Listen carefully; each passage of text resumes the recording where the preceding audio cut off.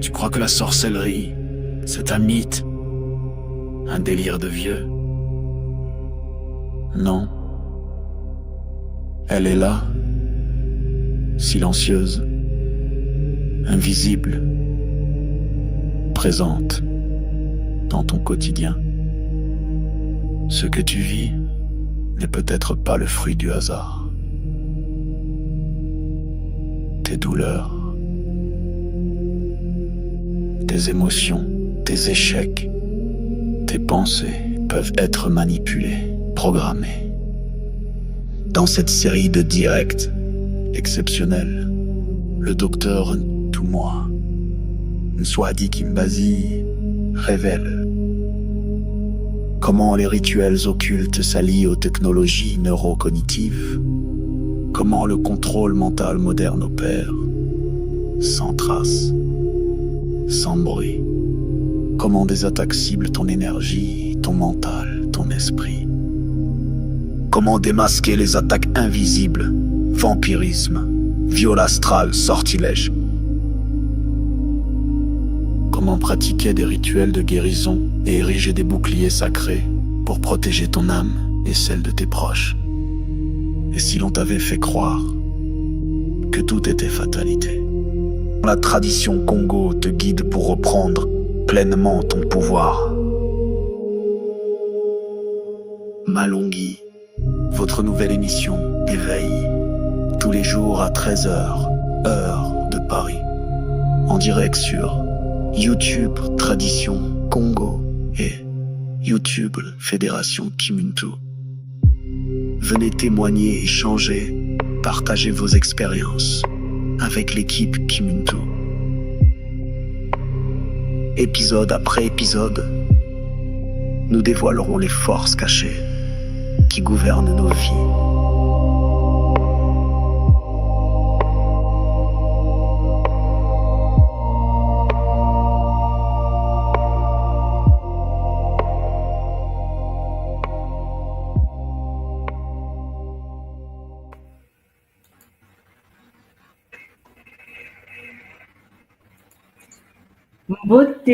Mbote les Olapangui.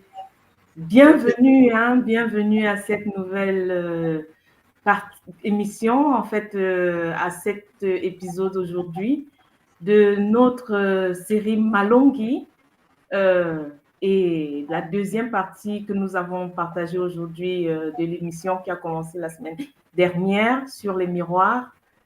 Bienvenue à Papa Sébastien et à Maman Karen. Beauté à vous.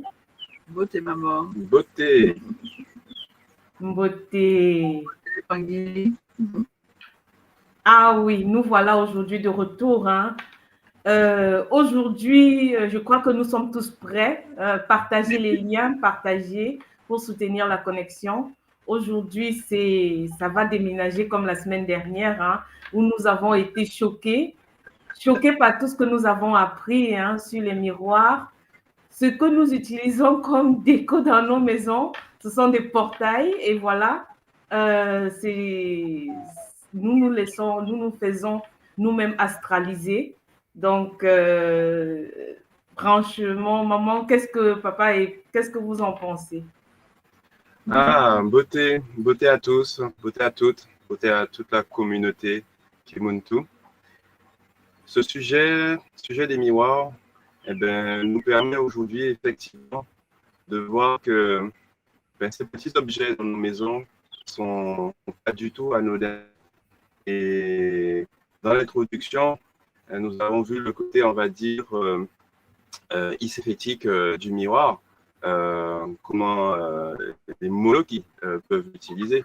Mais j'ai hâte de voir, d'apprendre comment les miroirs peuvent être utilisés de manière mathématique et surtout comment ils peuvent nous être utiles pour nous et pour aider la communauté. Voilà.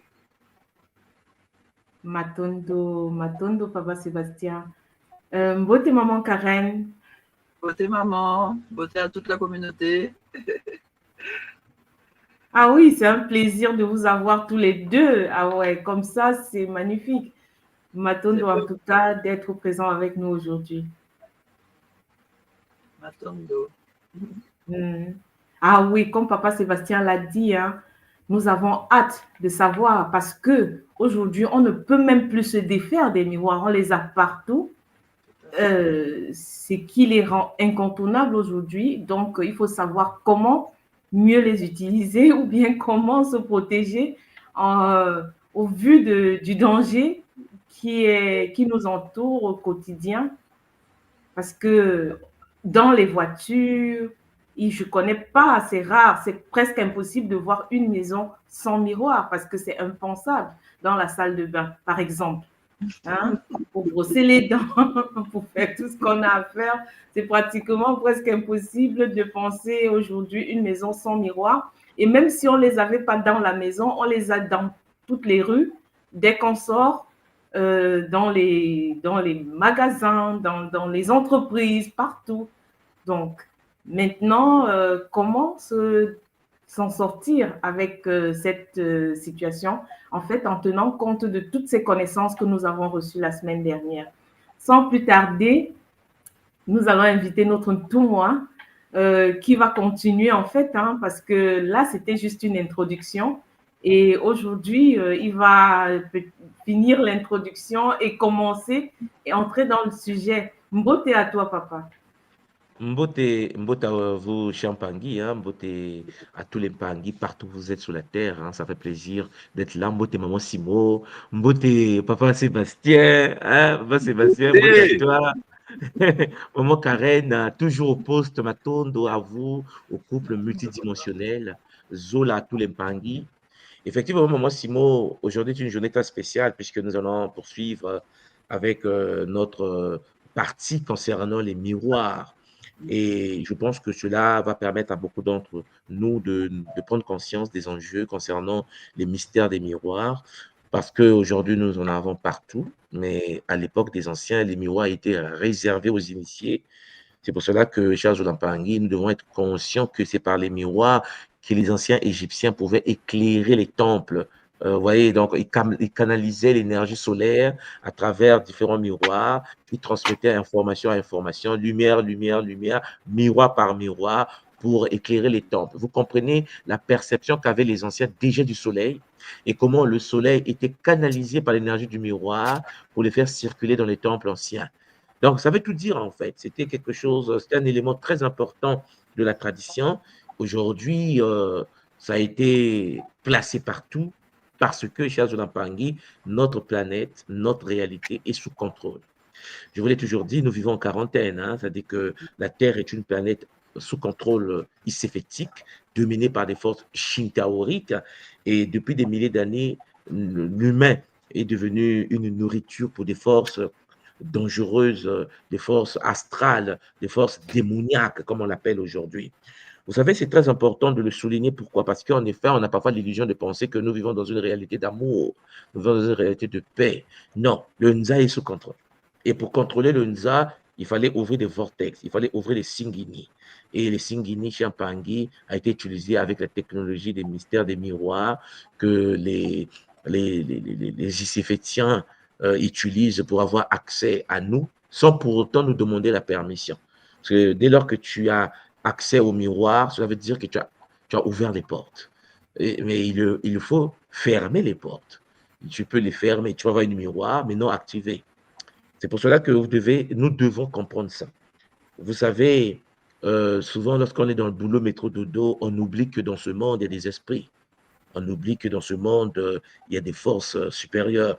Pour ceux qui s'intéressent à la religion chrétienne éthiopienne, hein, vous savez, hein, à la Libéla en Afrique, vous allez voir que l'Éthiopie détenait ou détient un livre unique, un texte ancien qui est aujourd'hui un peu vulgarisé dans le monde, mais qui vient de la tradition éthiopienne primordiale, le livre de celui qu'on appelle en effet le livre de Noé. Et c'est comme ça qu'on appelle ça, hein, le livre de Noé. Bon, il est clair que lorsque vous lisez des tels livres comme le livre de Noé et que vous avez une vision éthiopienne des choses, vous allez comprendre que notre monde a toujours eu des forces occultes, des forces supérieures. On a eu des contacts avec des êtres d'autres dimensions.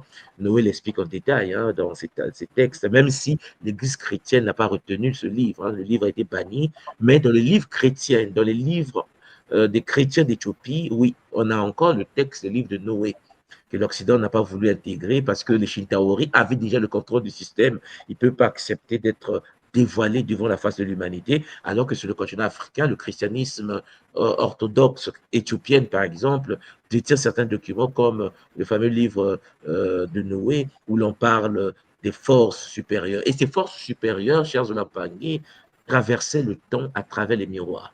C'est-à-dire qu'ils ont la possibilité d'aller chez toi, dans ta maison, dans ta chambre, dans ta vie, dans ton salon, dans la vie de ta famille, tout simplement à travers les miroirs. Pourquoi? Parce que tu l'as autorisé.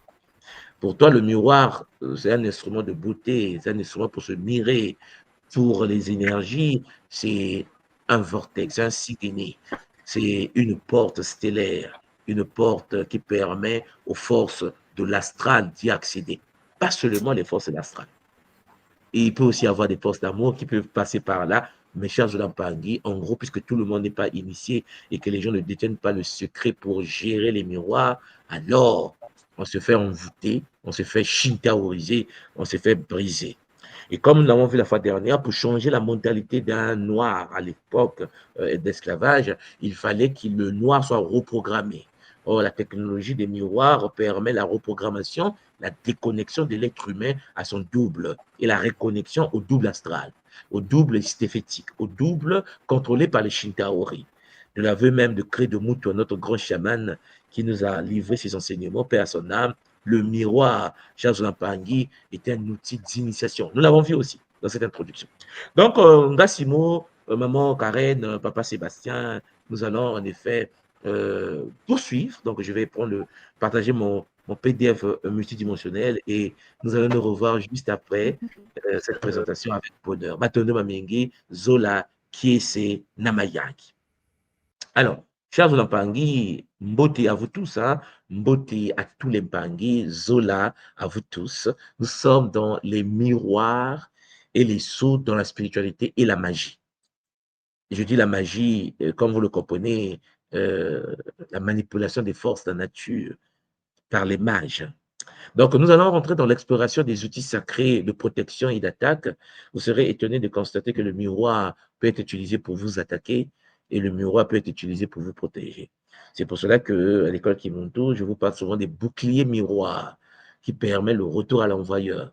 C'est-à-dire qu'en Afrique, chez nous, lorsque tu es attaqué par des forces, tu as la possibilité de multiplier l'attaque. Si quelqu'un parle mal de toi, par exemple, par le bouclier miroir, tu as la possibilité de renvoyer ces phrases toxiques, cette médisance, mais sous forme amplifiée. Et la personne reçoit cela comme un coup de poing multidimensionnel, c'est chaud. Et donc, c'est des choses que les anciens les savaient parce qu'ils luttaient contre les forces occultes à travers l'histoire, avec un focus, bien sûr, sur l'Afrique. Je vais me focaliser sur l'Égypte des pharaons avec bonheur. Alors, le programme est énorme. Le programme est énorme, chers Olampangui. J'aimerais en effet que nous puissions avancer avec bonheur. Donc, les miroirs, ouais, les miroirs, les sceaux miroirs occupent en fait une place fondamentale dans la spiritualité et les arts magiques, dans tout ce qui est spirituel, dans tout ce qui est occulte, à travers les civilisations anciennes. Toutes les grandes civilisations ont utilisé les miroirs comme étant, j'ai parlé des outils de magie, des outils de sorcellerie, des outils de spiritualité, de religion. Et donc, bien plus que les simples objets du quotidien qu'on utilise pour se mirer, on utilise, tiens, Pangui, lorsque tu conduis ta voiture pour reculer, pour changer de route, on te dit de regarder, tiens, Pangui, les miroirs, en effet, on te dit de regarder les angles morts. Le nom est clair, les angles morts. Vous voyez que dans la conduite, lorsque tu conduis, il faut regarder les angles morts. Donc, le miroir te permet de rentrer dans quelque chose que tu ne peux pas. C'est le langage est là, chers Olampangui. Il représente des outils sacrés aux fonctions multiples. Premièrement, la protection contre les forces occultes et négatives. Les miroirs jouent ce rôle. Le miroir que tu as à la maison peut être utilisé contre les forces occultes. le renvoi des mauvais sorts à leur émetteur. Oui, chers Olampangi, lorsqu'on fait le Kimuntu, on n'est pas un être faible. Non, non, non. Avoir le Zola veut dire, chers Olampangi, avoir la connaissance pour se protéger contre les attaques de l'astral, contre les personnes qui veulent ta peau, contre les gens qui parlent mal de toi, la médisance, ceux qui t'attaquent par le pouvoir de la pensée. Oui, tu peux utiliser les miroirs pour te protéger et puis renvoyer les sorts jetés contre toi pour que la personne ne puisse plus répéter. Oui, chers Olampangi. La divination peut se faire à travers le miroir. Nous avons vu la fois dernière la communication avec l'invisible. Donc, le miroir est un portail vers d'autres dimensions. On peut traverser des réalités, chers Olampangi, à travers les miroirs, comme nous le faisons dans l'initiation du Bwiti, pour ceux qui connaissent un peu la tradition Congo. Et je précise en passant que nous avons 4 grandes écoles, ça je le répète, il faut que ça puisse commencer à rentrer dans notre conscience. Il y a 4 grandes écoles initiatiques au Congo. Il y a l'école de Kimpasi, il y a l'école de Lemba, il y a l'école de Kikiba, et l'école du Bwiti, ce qu'on appelle le Mbwete Congo. Les 4 grandes écoles qui ont géré en effet l'univers Congo. Et à travers ces écoles, on a le Mbwelo, qui était une école singulière, familiale, et ainsi de suite. Donc, vous voyez que ces écoles initiatiques comme le Bwiti ou le Mbwete avaient la possibilité, et ou à la possibilité, puisque cette école existe toujours au Congo-Brazzaville, vers le Grand Niari, jusqu'au Gabon, nous avons encore cette sagesse ancestrale des anciens, et nous utilisons les mystères des miroirs, chers Olampangi, ou de l'eau. Voilà, tout ce qui réfléchit notre image pour nous ouvrir des portes vers des dimensions supérieures. Alors, je vais vous parler aussi de l'importance historique des miroirs en Afrique et puis la manifestation des forces astrales à travers les miroirs. Les miroirs, Olampangi, réservés aux initiés, est devenu aujourd'hui outil de tout le monde, des non-initiés. Ils ont fait de sorte qu'aujourd'hui, à travers l'écran de nos téléphones portables, que nous puissions, chers Olampangi, perdre notre connexion au divin. Je pense que vous avez constaté que lorsqu'un enfant est connecté sur un téléphone portable, ou bien même un adulte, hein, et qu'il scrolle, et qu'il scrolle, et qu'il scrolle, à un moment donné, la personne est déconnectée de la réalité d'ici, la personne perd de la mémoire, la personne est focus. Et quand tu retires le téléphone à l'enfant rentre dans une crise.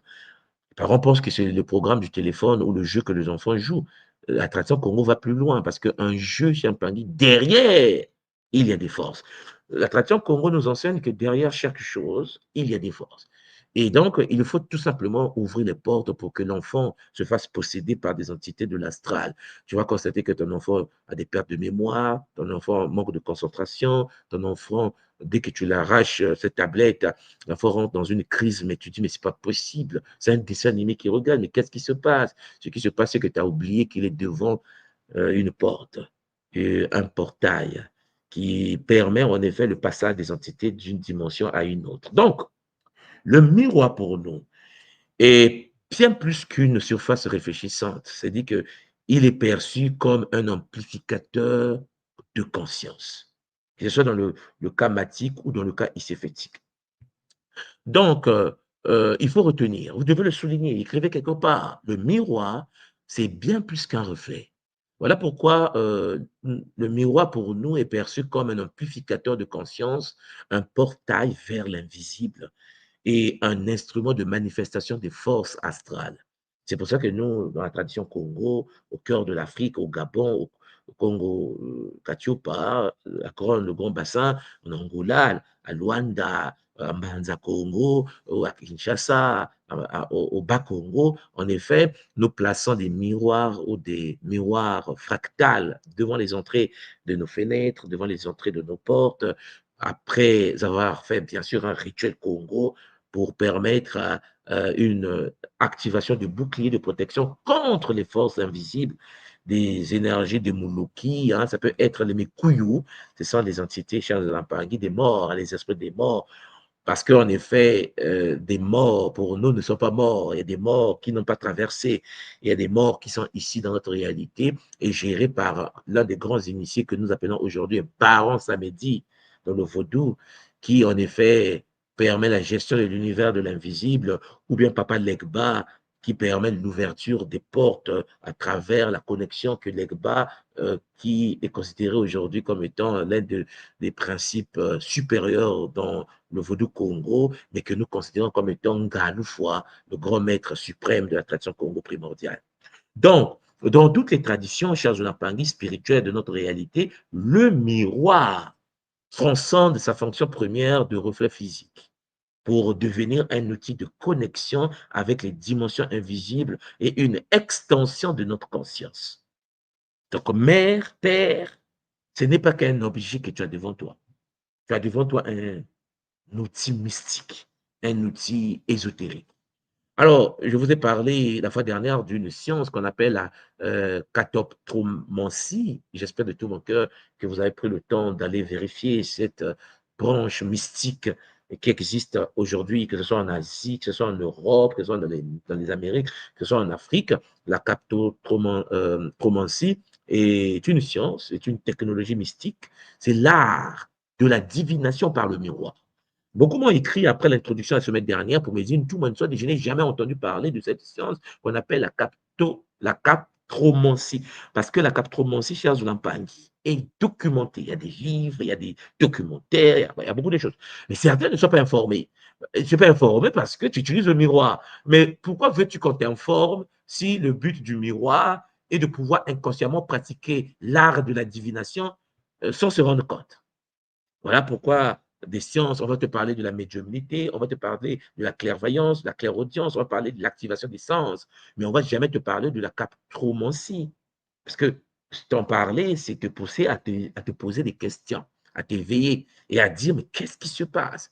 Voilà, c'est une pratique ancestrale, c'est multimillénaire, permettant d'accéder aux visions du passé, la capacité de voyager dans le temps, de pouvoir accéder à la vision transgénérationnelle, accéder aux mémoires des ancêtres, et puis la vision du présent également et du futur.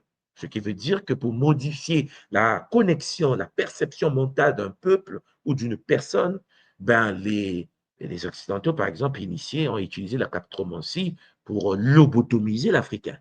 Parce que je pense que vous l'avez constaté que l'Africain, lorsqu'il est dans son pays, lorsqu'il est au Congo, lorsqu'il est au Sénégal, lorsqu'il est au Mali, lorsqu'il est au Burkina, lorsqu'il est ainsi de suite dans les pays africains, il va avoir tendance à détester son frère qui est à côté de lui, à lutter contre celui qui est juste à côté de lui, et il aura tendance à plus donner de l'importance à ce qui n'est pas de lui, donc à l'occidental. Lorsqu'un occidental en France dort dans les caniveaux et que cet occidental qui est dans la dèche, qui est dans la misère, qui est dans le SMIC et qui quitte la France et qui arrive au Gabon, qui arrive à Brazzaville, qui arrive à Kinshasa, et que ce monsieur occidental qui dormait dans les caniveaux à Paris se retrouve dans les pays africains et que cet occidental se met à draguer les plus belles femmes de nos pays, 99% des filles succombent à la tentation parce qu'en effet, dans l'imaginaire, c'est ça l'idée, hein, dans l'imaginaire collectif, il est supérieur, il est beau gosse, il est forcément riche. Parce qu'en effet, on a été lobotomisé. Alors, tu vas expliquer à un frère ou à une sœur que c'est un mythe qui a été créé pour que nous soyons contrôlés, nous soyons sous contrôle. Vous allez constater quelque chose, il y aura braquage, il y aura une position de défense. La personne va résister à ce que tu dis malgré tes preuves. Pour dire qu'en Occident, tous les Occidentaux ne sont pas riches, tous les Occidentaux ne sont pas futés, tous les Occidentaux ne sont pas intelligents. C'est un peu comme les nôtres. C'est la même chose en Afrique. En Afrique, tous les Africains ne sont pas futés, tous les Africains ne sont pas intelligents, tous les Africains ne sont pas... Vous comprenez? En Asie, c'est pareil, sauf que l'Africain va te dire non, l'Occidental est bon, il est bon. Non, il est bon, tu vois, il a créé ceci, il a fait ceci.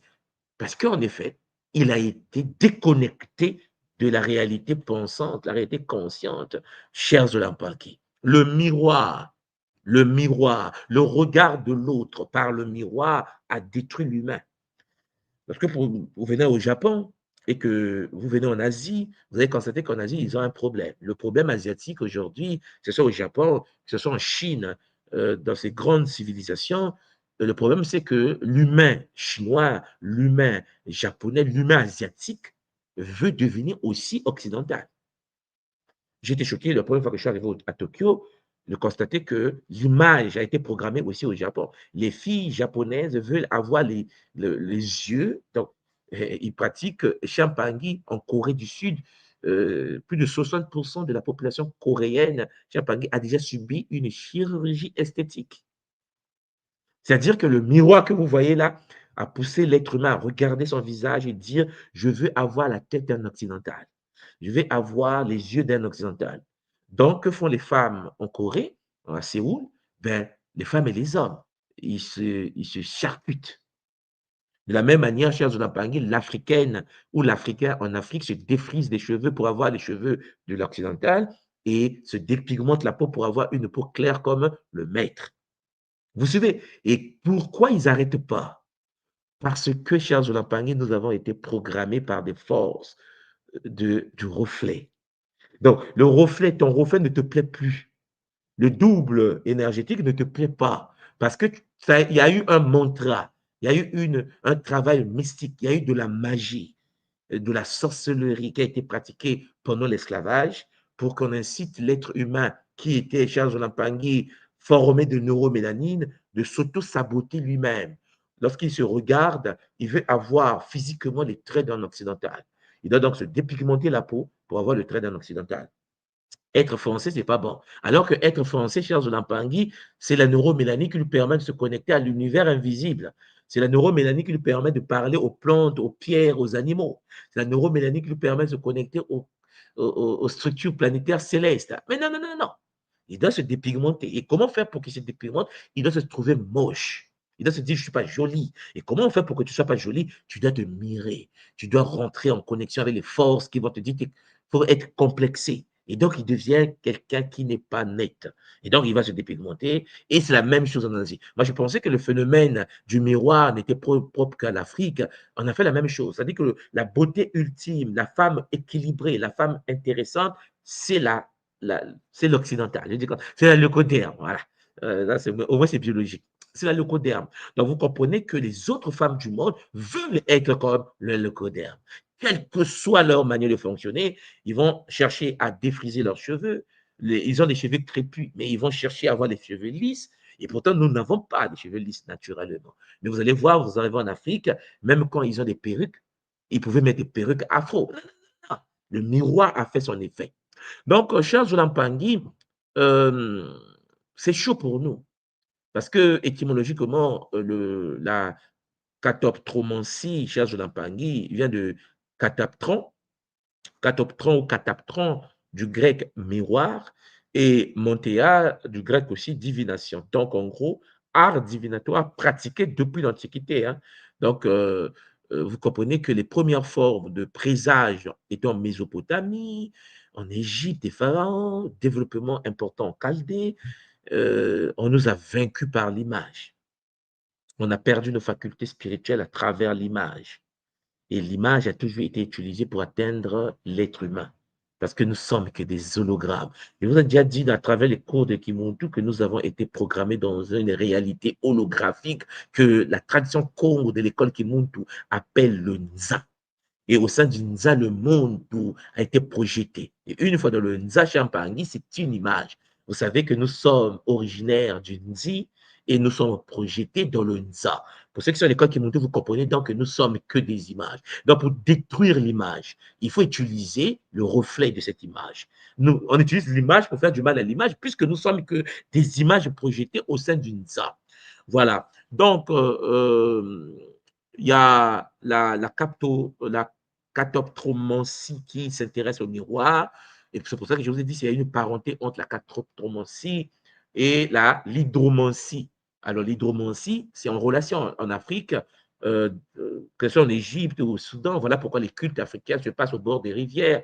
Pour ceux qui sont africains, vous voyez de quoi je parle. Lorsque vous arrivez dans le pays Douala, vous allez voir que les Congos du Cameroun, ceux qui sont restés de la lignée sacrée font des rituels dans la rivière, au bord des lots, au bord du fleuve, et partout, hein, que ce soit Champangui, au Soudan, en Égypte, ne parlons pas, les prêtres égyptiens, les Kérichéchétas se plaçaient devant le Nil, hein, le Nil, en Éthiopie, devant le Nil bleu, en Afrique, au Congo, devant le Nzadi, hein, le fameux fleuve Congo, qui fait que Brazzaville et Kinshasa sont les deux capitales les plus rapprochées, mais les rituels Nza, jusqu'à aujourd'hui, se pratiquent au bord du fleuve qu'on appelle le Nzadi. Oui, chers Zolampangui, l'hydromancie est une réalité sur le territoire africain, pas que. Parce que quand vous arrivez au Canada, les Amérindiens pratiquent l'hydromancie. En Chine, peut-être que vous avez déjà entendu parler du rituel de la mare du café. À travers le liquide du café, l'initié asiatique est capable de pouvoir rentrer en relation avec des forces invisibles. Oui, chers Zolampangui, le café, on a en contact avec un verre de thé, un verre de café, l'initié, Champangui, est capable de pouvoir communiquer avec les Bakoulous au niveau asiatique. Donc, vous comprenez que la pratique utilisait diverses surfaces réfléchissantes. Les miroirs en métal poli étaient utilisés. Les miroirs en cuivre, comme en Égypte, je vous ai montré les images la fois dernière, en bronze, les miroirs en fer, les miroirs en argent, les miroirs en or. Oui, il suffit que la surface soit réfléchissante et la surface d'eau calme, comme par exemple, attention, Congo, avec les jarres, hein, les jarres que nous utilisons en Afrique, où on met de l'eau et l'eau doit être noire, d'où l'obscurité, l'eau du Nil, l'eau Champangui du Noun, qui doit être noir pour permettre à l'être humain d'accéder au bi. Et l'objectif était donc de faire émerger des visions, les visions révélatrices permettant d'obtenir des réponses aux questions existentielles, puisque ce sont des portes entre notre réalité et l'univers de force de l'invisible. La question que vous devez vous poser, quelle réalité? Quel univers invisible? Oui, chers Zolampangui, c'est chaud. C'est très chaud parce qu'en effet, on se connecte parfois à des entités qui dépassent l'entendement des humains. Donc, les premières formes de présage Champangui utilisant le miroir comme outil de divination sont apparues dans les civilisations antiques, la Mésopotamie et la Chaldée. Hein, cette partie mésopotamienne de notre planète a beaucoup utilisé les miroirs. Et lorsque vous rentrez jusqu'à aujourd'hui dans la civilisation, ce qui est resté de la Mésopotamie, que ce soit dans le monde babylonien, donc irakien, toute cette zone, que ce soit le monde arabe aujourd'hui, vous allez constater que le culte de la beauté ou bien le miroir occupe une place très importante. Voilà, c'est le berceau de nombreuses pratiques divinatoires. Vous savez que la Mésopotamie est le berceau des premiers arts divinatoires par reflet. Et puisque les Mésopotamiens ont beaucoup travaillé sur tout ce qui est astrologie, il fallait capter la structure de l'univers, mais dans les miroirs. On pouvait voyager à travers l'espace par les projections astrales en passant par les miroirs. Donc, l'utilisation des miroirs en métal poli, par exemple, le cuivre, le bronze, le fer, a beaucoup été utilisé dans cette zone de notre réalité. Donc, d'où le lien avec l'astrologie et l'observation du ciel, puisque les Mésopotamiens étaient très forts, très, très forts dans le domaine de l'astrologie. OK? Bon, il y a les Chaldéens aussi. Bon, eux, c'est la relation avec l'hydromancie, la divination par le reflet sur l'eau. Les Chaldéens pratiquaient l'observation du reflet de la lune et des astres sur l'eau calme. Alors, vous allez voir que la zone, comme la zone de Cana, ce qu'on appelle la Palestine actuelle, je précise en passant que toute cette zone était contrôlée par les Égyptiens anciens, c'est-à-dire c'était une zone habitée par les Cananéens. Et pour ceux qui ne le savent pas, les Cananéens sont comme les Congolais. Je dis ça parce que je suis Congolais d'origine, là, mais vous comprenez que les Cananéens sont de même couleur que les Congolais. Vous me comprenez? Ce qui veut dire que lorsqu'on vous parle des Cananéens, souvent, on a l'illusion de. En fait, on est victime de l'esclavage mental. Le miroir a fait son travail. L'humain oublie que lorsqu'on parle des Cananéens dans les textes, que ce soit les textes anciens, la Bible, le Coran, le Bhagavad Gita, en fait, tous les textes qui parlent des Cananéens, chers Zolampangui, ce sont des Kamites. Ce sont des mélanodermes, hein. Comprenez-moi bien. C'est-à-dire que dans cette zone-là, au niveau du Moyen-Orient, à l'époque des anciens, vivaient des communautés mélanodermes très puissantes. Et donc, chers Zolampangui, les divinités utilisées dans l'hydromancie ou dans la captotromancie, chers Zolampangui, ont été récupérées et insérées dans certaines religions dont je ne dis pas le nom, mais ça vient d'un certain, bon, vous avez compris, révélé. Donc, à partir de là, ces religions révélées ou dites révélées, chers Zolampangui, sont des religions en relation avec l'univers du miroir. Et c'est pour cela que vous allez constater que le reflet de la lune a une importance capitale, par exemple, dans l'islam. Et je ne sais pas si vous avez déjà fait attention, au-dessus des mosquées, partout sur la terre, il y a le croissant de lune. Et pour ceux qui connaissent un peu comment était la Mésopotamie, en fait, comment était l'univers cananéen à l'époque des anciens, chers Zolampangui, le culte des astres était utilisé à travers les mystères des miroirs. Donc, Mpangui, la captromancie, s'est développé parallèlement aux autres arts divinatoires dans ces civilisations anciennes, établissant donc les fondements des pratiques qui se répandront ensuite à travers les cultures du monde, puisque l'homme se déplace, l'homme migre, l'homme voyage en relation avec l'Égypte des pharaons. Ben, écoutez, l'Afrique a eu le contact avec cette technologie, et cette technologie s'est répandue un peu partout dans le monde asiatique, le monde européen, et ainsi de suite. Mais c'est très important de savoir que l'Égypte des anciens, que ce soit les Chaldéens ou les Mésopotamiens, les Sumériens, tous ces êtres, en effet, avaient accédé à une science qui leur permettait d'entrer en relation avec les miroirs. Je précise en passant que les miroirs en question étaient utilisés, chers Zolampangui, dans le but de capter ou de canaliser ce qu'on appelle les djinns. Mais ça, c'est un sujet sensible que je n'aimerais pas aborder aujourd'hui, chers Zolampangui.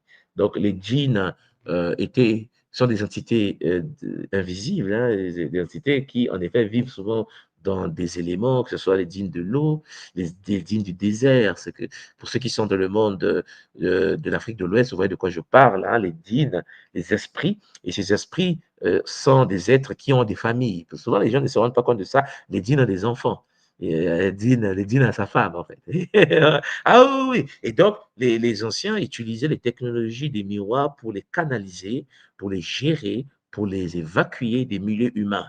Puisque chez Paris, certaines entités n'ont pas la possibilité de voir, ou n'ont pas d'ombre, ou n'ont pas la capacité de se mirer, ou d'accéder chez Pangui en relation, si et seulement si la technologie des miroirs est utilisée, en relation avec l'humain. Alors, à côté de la captotromancie, la catoptromancie, nous avons l'hydromancie dont je vous ai parlé, que nous avons utilisé en profondeur, surtout en Afrique. Okay? La captromancie est historiquement, bien sûr, parentée à l'hydromancie, l'art d'établir des prédictions grâce aux reflets de la surface de l'eau. Donc, avant donc l'invention des miroirs modernes, avant que l'homme maîtrise la capacité de chauffer le sable, pour transmuter le sable en verre.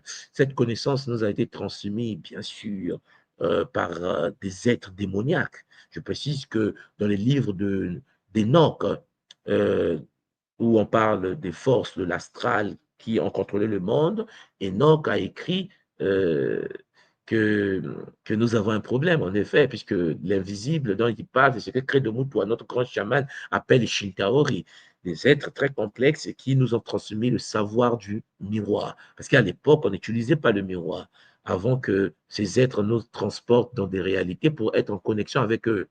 Et donc, avant donc l'invention des miroirs, les humains utilisaient diverses surfaces. Ils utilisaient l'eau pour observer les reflets. Et tout à l'heure, je vous ai parlé de Noé, je voulais vous parler d'Enoch. Et l'ancêtre Enoch, pour ceux qui doivent comprendre les enjeux, était un mélanoderme, hein, c'était un Africain. Je ne voulais pas dire un Congo, vous allez me comprendre, mais c'était un ancien de Katiopa. Et n'oubliez pas que les visions d'Enoch sont passées en Éthiopie. En fait, en gros, Enoch était un Éthiopien. Vous savez ce que je veux dire? Bon, maintenant, le problème qui se pose, c'est que lorsque les textes sont arrivés en Occident, ben, ils l'ont brûlé. Ils n'ont pas voulu de ça. Ils l'ont caché dans certaines loges. Mais en Afrique, les textes d'Enoch sont à disposition des initiés de la tradition. Ce sont en Éthiopie, au Soudan, en Afrique du Sud, au Mozambique, au Botswana. Les initiés ont accès au mystère sacré des livres d'Enoch, puisque Enoch est considéré comme étant, bien sûr, un kamite. Alors, j'aimerais vous montrer quelque chose rapidement, et puis on va continuer. Je vous partage l'écran. Il y a une Américaine aux États-Unis qui pratique ce qu'on appelle la divination. Hein. Elle a une faculté de pouvoir parler aux esprits. Et donc, aujourd'hui, on parle souvent des esprits de la nature. J'aimerais vous montrer ça rapidement parce que souvent, nous ne faisons pas attention, nous ne faisons pas attention à cette réalité. Voilà. Donc, j'ai trouvé. Très bien. Vous avez ici, elle s'appelle exactement Elisabeth Clark Prophète. C'était un locoderme, une sœur magnifique. Elle pratique de la médiumnité. Elle a écrit ce livre que vous voyez devant vous. Et bon, pour manque de mots, puisqu'elle ne parle pas nos langues africaines, donc elle a appelé le livre Afra. C'est comme ça qu'elle appelle le guide, le l'être suprême. Elle appelle Afra, cet être-là, frère de lumière, enseignant spirituel d'un maître ascensionné. Et Elisabeth Clark, prophète, explique qu'en effet, Afra, en fait, elle est rentrée en contact avec Afra, qui est considéré comme étant le premier maître ascensionné de notre réalité. Maître ascensionné veut dire quoi? Veut dire que c'est le premier qui a vécu ce qu'on appelle le Kunaka. Le Kunaka. Alors, je précise en passant, alors je vais agrandir un peu ici pour qu'on lise un peu ce résumé. Je précise en passant, cher Zolampangi, que c'est complexe. Parce que il faut que vous compreniez bien ce que je suis en train de vous dire. C'est-à-dire qu'à l'époque des anciens, la spiritualité, le monde des religions n'était pas ce que vous connaissez aujourd'hui, ce que nous connaissons aujourd'hui. Les maîtres ascensionnés, c'est-à-dire que les êtres qui ont vécu l'ascension, le Kunaka, protecteur séculaire du continent africain et parrain de la race noire. C'est comme ça qu'elle, elle présente, c'est qu'elle, elle appelle Afra. Vous comprenez? Bon, ce qu'elle appelle Afra Charles Lampangi, c'est vulgarisé. Hein. Aux États-Unis, il y a des temples, il y a des centres au nom de Afra, ceux qui ne le savent pas. Et Afra, l'image qu'elle a faite d'Afra, c'est celle-là. D'après elle, lorsque Afra apparaît dans son existence, c'est la tête d'Afra.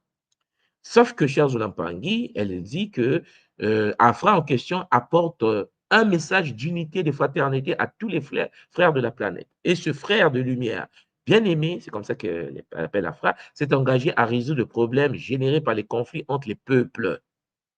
Afra est celui qui dit, bon, arrêtez les guerres blancs, noirs, jaunes, rouges, je ne sais pas si vous comprenez.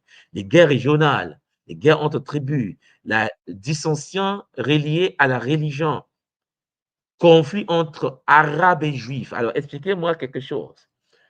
Lorsque Elisabeth Clark, prophète, explique aux Américains, puisque là, elle parle aux Américains, et qu'elle dit aux Américains qu'en effet, il y a une conscience qu'on appelle Afra, qui, en effet, veut la paix entre Arabes et les Juifs, entre les Blancs et les Noirs, entre les chrétiens et les musulmans, vous comprenez que c'est plus compliqué que ce que vous pouvez imaginer. Le livre est vendu, hein? Le livre est connu. Et pour ceux qui ne la connaissaient pas, Elisabeth Clark, prophète, est également connue. Je vais vous montrer un peu sa tête. Hein. C'est cette maman que vous voyez ici.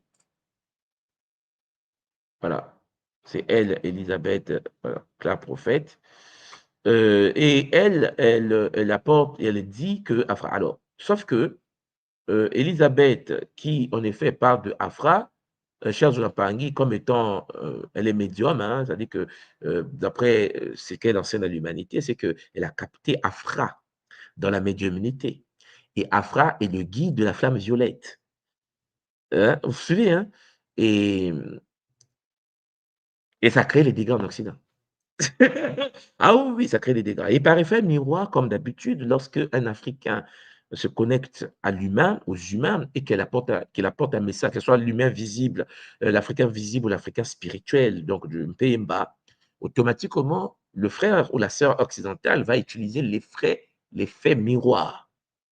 C'est-à-dire que l'Africain, une fois venu à l'existence et qui veut parler à l'humain, il s'en fout de la couleur de peau. On a tous été comme ça, en fait.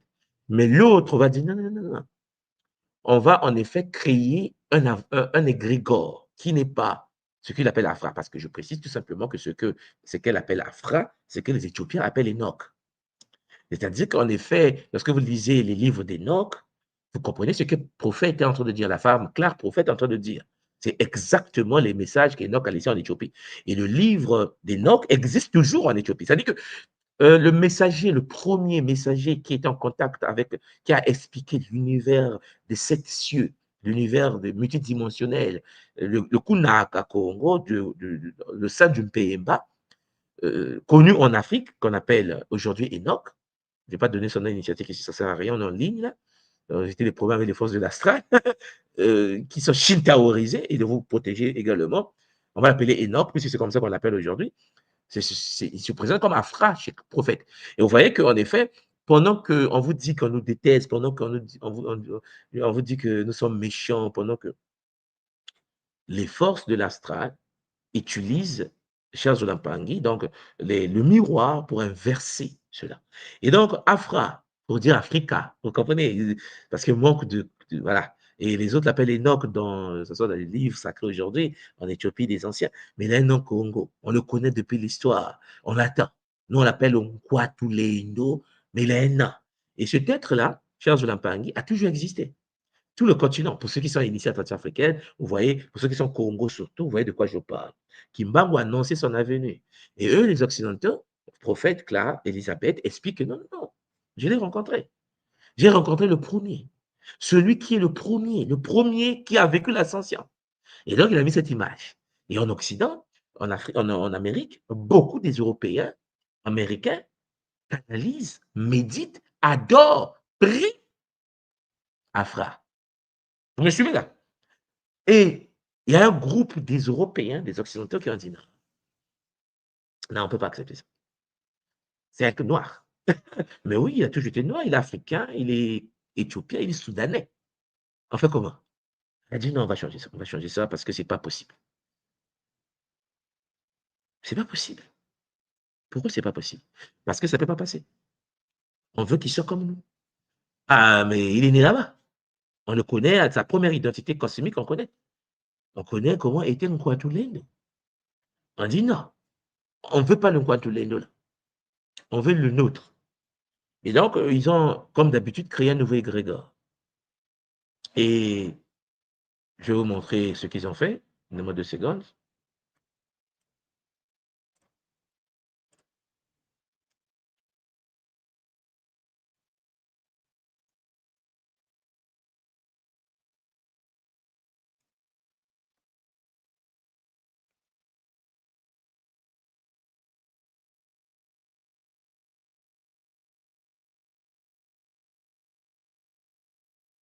Donc, j'ai trouvé. Je vais vous partager l'écran.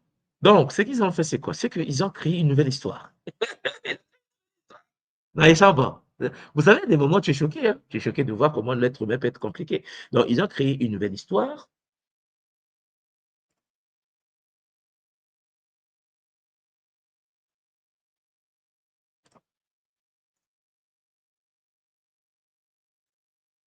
Voilà. Donc, ils ont créé une nouvelle histoire.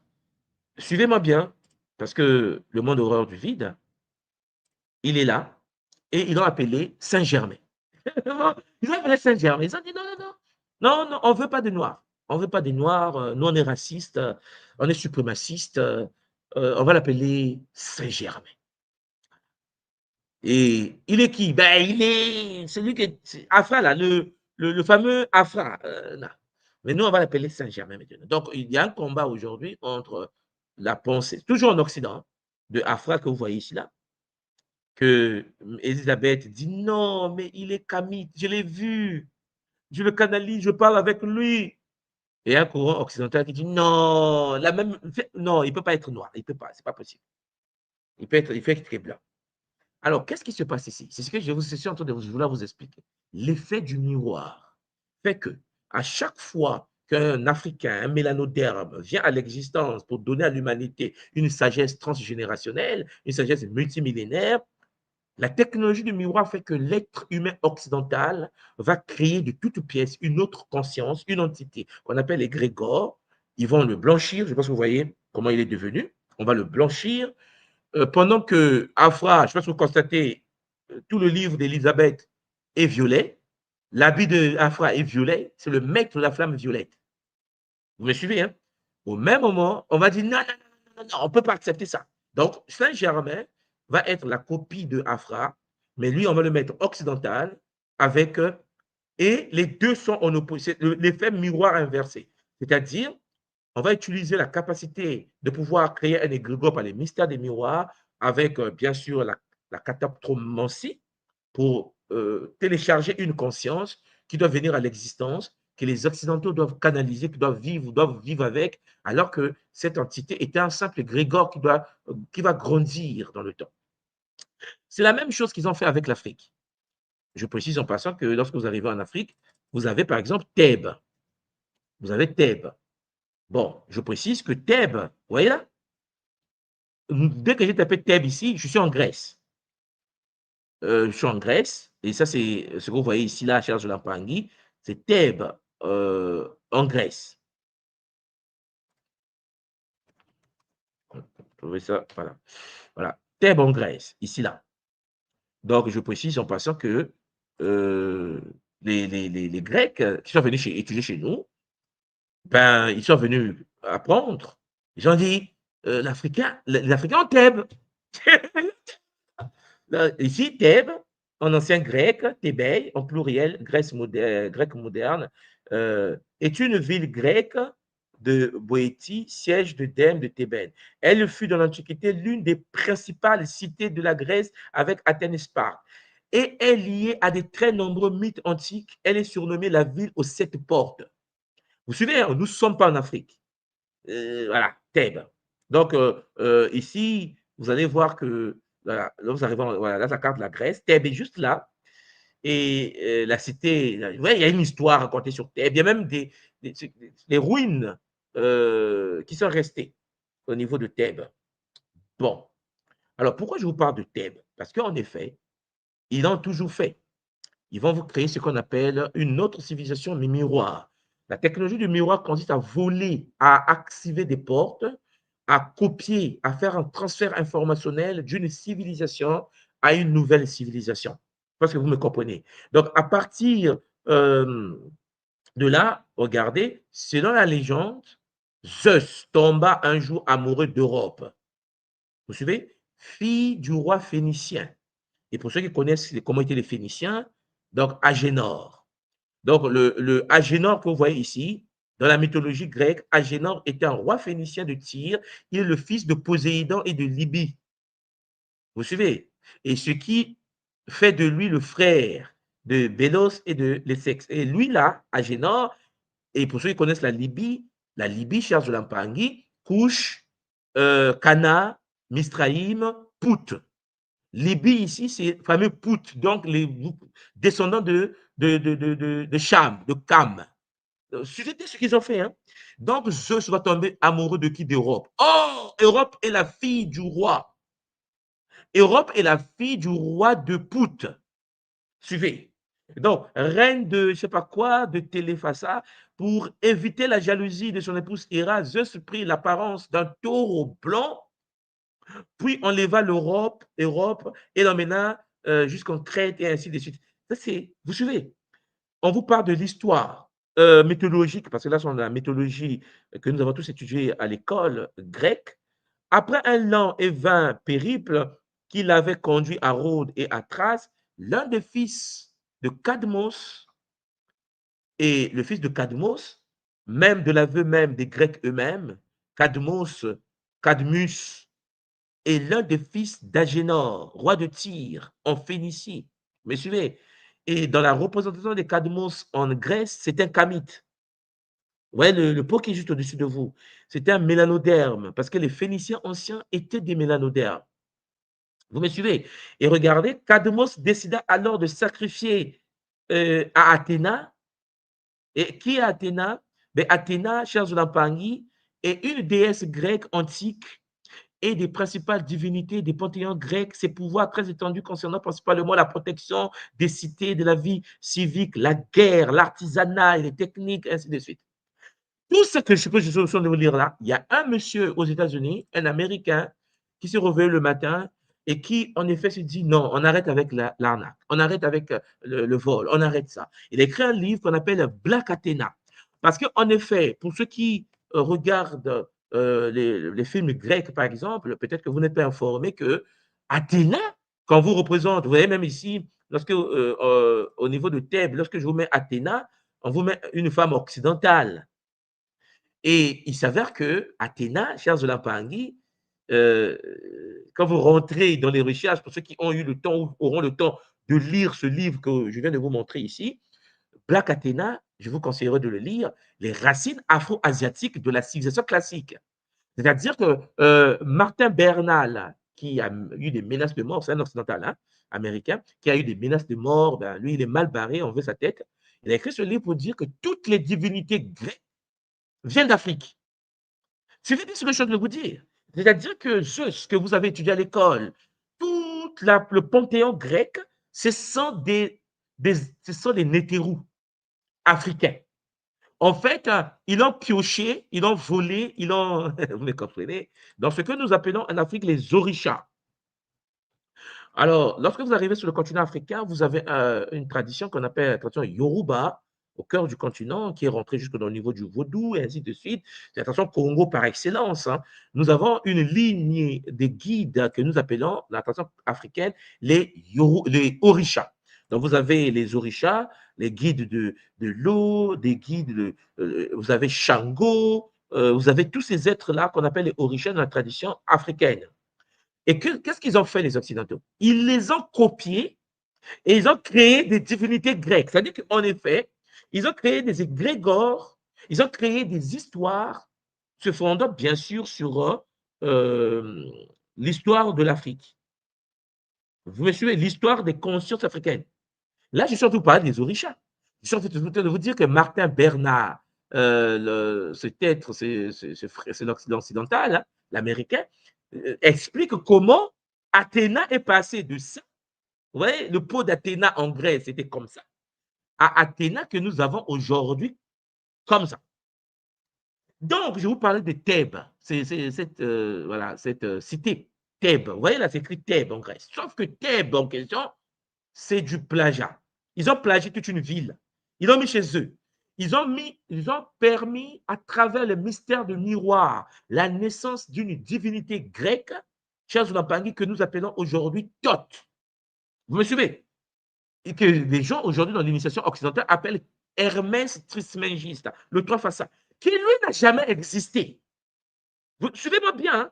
Par effet miroir, par l'ouverture des portes de miroir, puisque le miroir a la capacité de pouvoir copier l'image. Donc, ils ont copié, chers Zulampangi, les principes même de Thèbes. Alors, regardez, je vais mettre Thèbes en Égypte.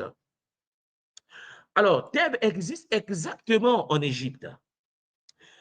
Et alors, Thèbes était l'ancienne capitale de l'Égypte durant le Moyen et le Nouvel Empire. La capitale de l'Égypte des pharaons. Vous me suivez là? C'est-à-dire que la capitale de l'Égypte des pharaons a été plagiée, copiée. On te parle de Zeus, on te parle de toutes ces divinités comme Athéna et tout qui viennent de la ville de Thèbes en Grèce. Thèbes, c'est un plagiat. Mais un plagiat par le pouvoir des mystères des miroirs. Je pense que vous me cernez. C'est-à-dire, aujourd'hui, on appelle Luxor. Quand vous arrivez en Égypte, pour ceux qui font le tourisme, là, vous avez Luxor. La ville était célèbre pour ses temples, le temple de Karnak, le temple de Luxor. Le temple de Karnak, c'est le temple d'Osiris, de Maou. Donc, Thèbes, connu en égyptien ancien sous le nom de Wasset, le sceptre, était une ville de la Haute-Égypte sur les rives du Nil. Elle est aujourd'hui principalement identifiée à la ville moderne de Luxor qui se situe sur le même site. La ville a été la capitale de l'Égypte pendant deux périodes importantes, le Moyen Empire et le Nouvel Empire. Donc, 2000 ans avant notre ère, donc il y a 4000 ans, Thèbes était une cité religieuse majeure connue sous le nom de Diospolis. Et regardez, nous sommes en Afrique.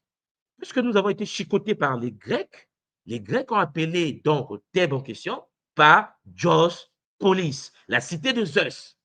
Donc, la cité de Zeus en Afrique, sur le territoire africain, par les Kamites africains, va être plagiée par les mystères des miroirs pour le placer en Grèce. Vous suivez? Et en Grèce, on garde le même nom.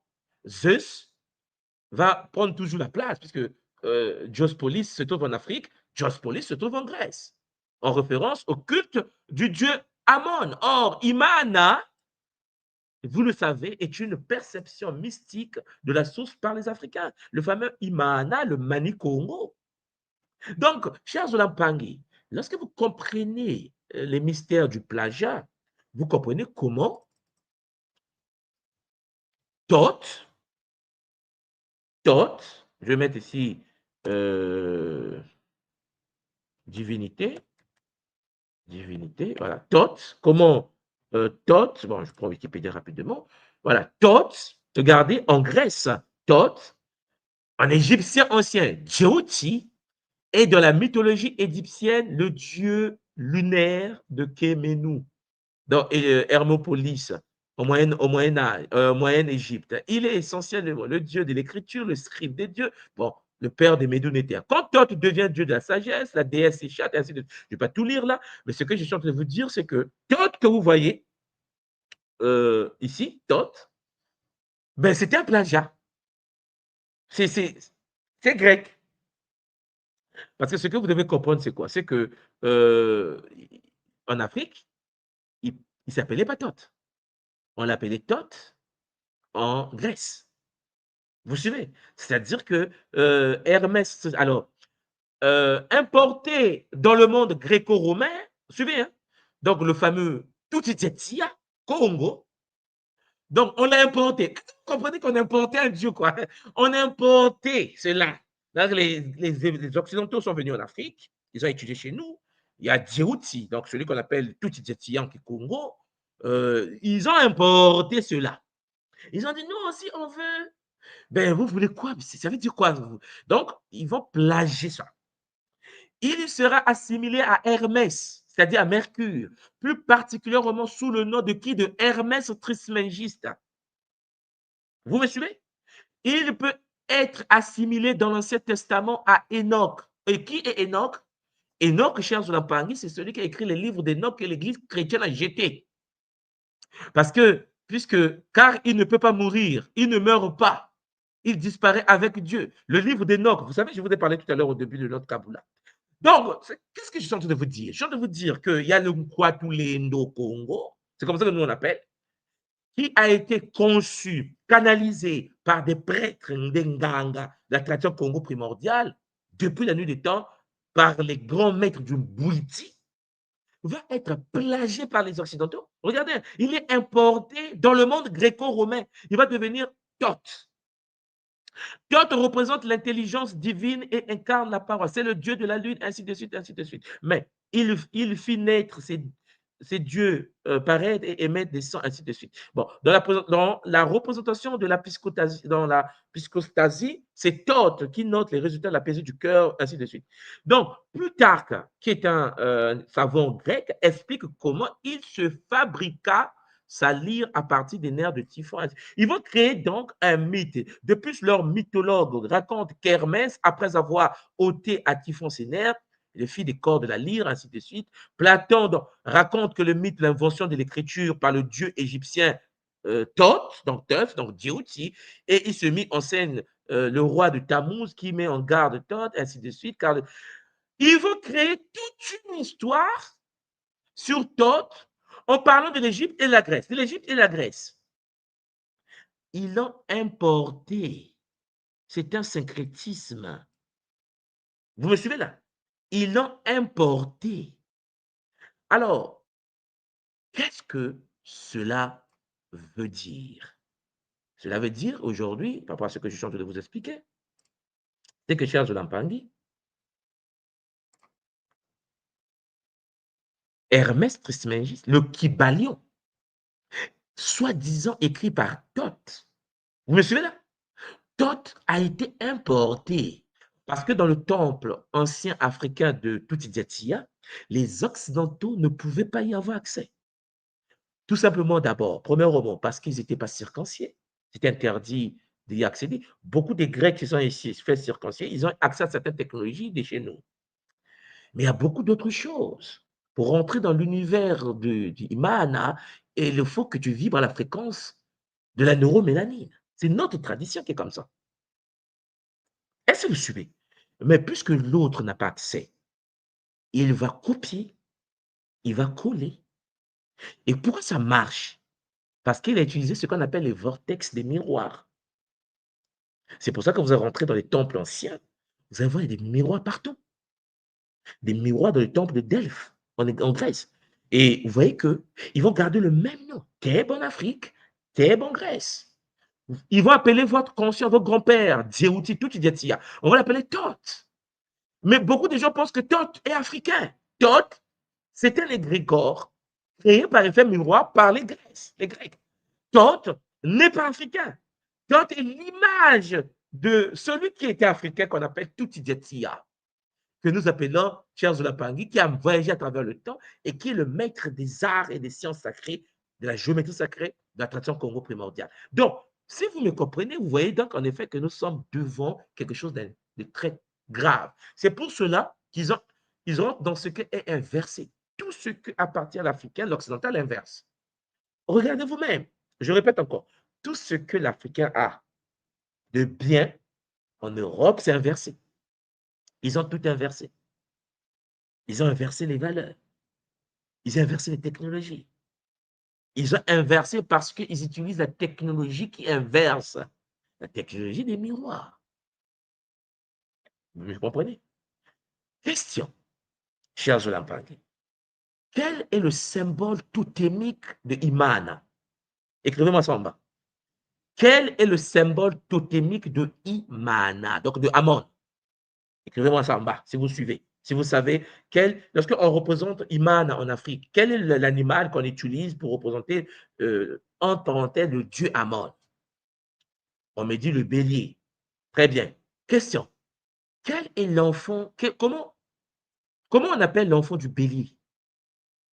Comment s'appelle l'enfant du bélier? Le bébé du bélier, comment on l'appelle? Mettez-moi ça en bas.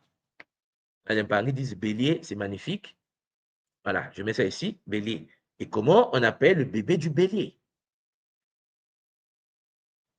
Donc, je précise en passant, alors je vais partager l'écran, je précise en passant que lorsque nous parlons ici du bélier, alors je partage l'écran. Lorsque nous parlons ici bélier,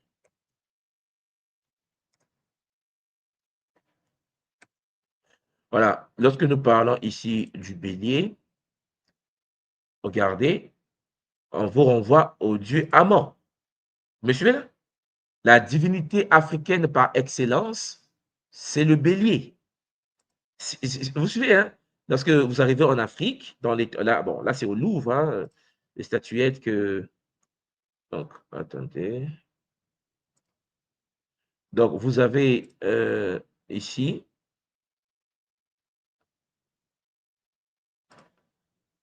Voilà, vous avez ici, regardez, le fameux bélier. Sauf que...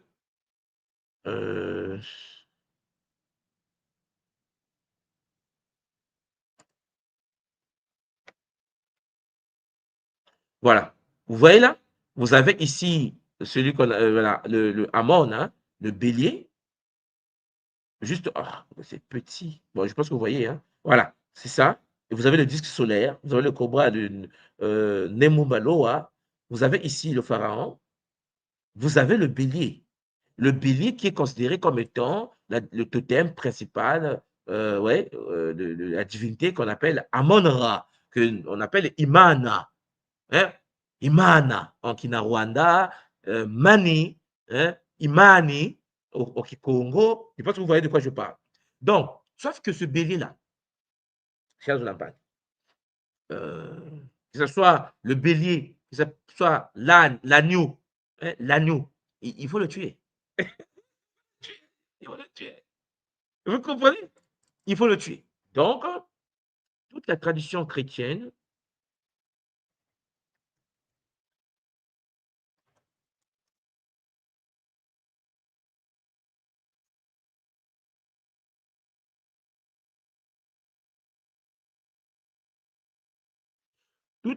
tradition chrétienne va récupérer l'agneau et il va l'égorger.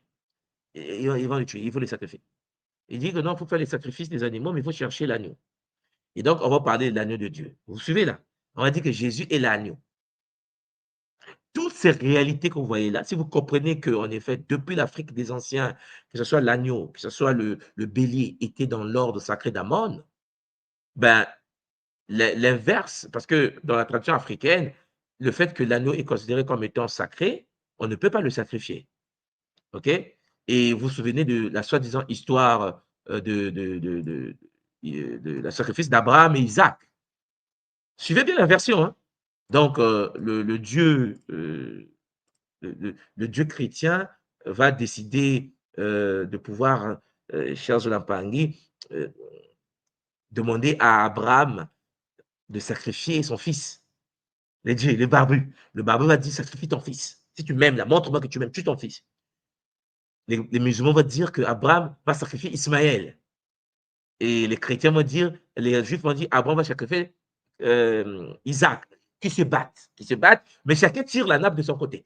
Parce que dans le monde musulman, on va dire c'est Ismaël qu'on voulait sacrifier. Dans le monde juif, on va dire non, c'est Isaac qu'on voulait sacrifier. Bon. Donc, en voulant sacrifier cela, qu'est-ce qui va se passer? Dieu, le barbu va dire soi-disant à un certain Abraham, parce qu'Abraham a pris le couteau, il a mis l'enfant, il commence à tuer l'enfant. Sacrifice humain. Attention, c'est pas bon. Mais Dieu a dit non, attends, doucement. Tu m'aimes, parce que là, tu voulais tuer ton fils pour moi, c'est que tu es un bon gars. Regardez l'esprit sadique. Non, il est bandit, mais bon, bref. Il est quand même puissant aussi. Il est bandit, mais puissant. Mais il n'est pas le seul puissant, puisque nous avons à notre côté, Pierre Zolampangi, Maman aussi. Donc, il n'y a rien. Maintenant, regardez ce qui se passe. Leur divinité va dire ne tue pas. Ne tue pas ton fils. On va le remplacer. Regarde dans le buisson. Il y a un brebis. Il y a un mouton là, il y a un brebis. Ramène le brebis ici. Voilà, sacrifier le brebis. Et là, les chrétiens, les kabbalistiques, les juifs disent que depuis ce temps-là, l'être humain, pour se purifier, sacrifie les animaux. Sacrifie le brebis. Le christianisme est venu bien après, dit non, le brebis, là, qu'on voulait sacrifier là, c'était déjà la transfiguration, c'était déjà le présage pour le sacrifice du Christ. Mais c'est le symbole de la divinité égyptienne. Par effet miroir, il faut égorger l'Afrique. Il faut l'égorger. On va égorger l'Afrique. Non, écoute. Ne tue pas ton peuple. On va égorger la divinité africaine par excellence. Vous suivez ce que je veux dire? Ils ont tout inversé. Ce qui était bien pour vous, par exemple, lorsque vous rentrez dans l'univers du satanisme, vous avez par exemple ce qu'on appelle le Baphomet. Regardez l'animal du Baphomet. OK? Dans le satanisme, il est honoré. Toutes les valeurs africaines n'y sont pas. C'est deux traditions diamétralement opposées. Pendant que nous sommes avec l'agneau, et que nous sommes avec la divinité Amon, le bélier, de l'autre côté, ils ont le bouc. Le satanisme occidental, cher Zolampangi, ils ont ce qu'on appelle le Baphomet.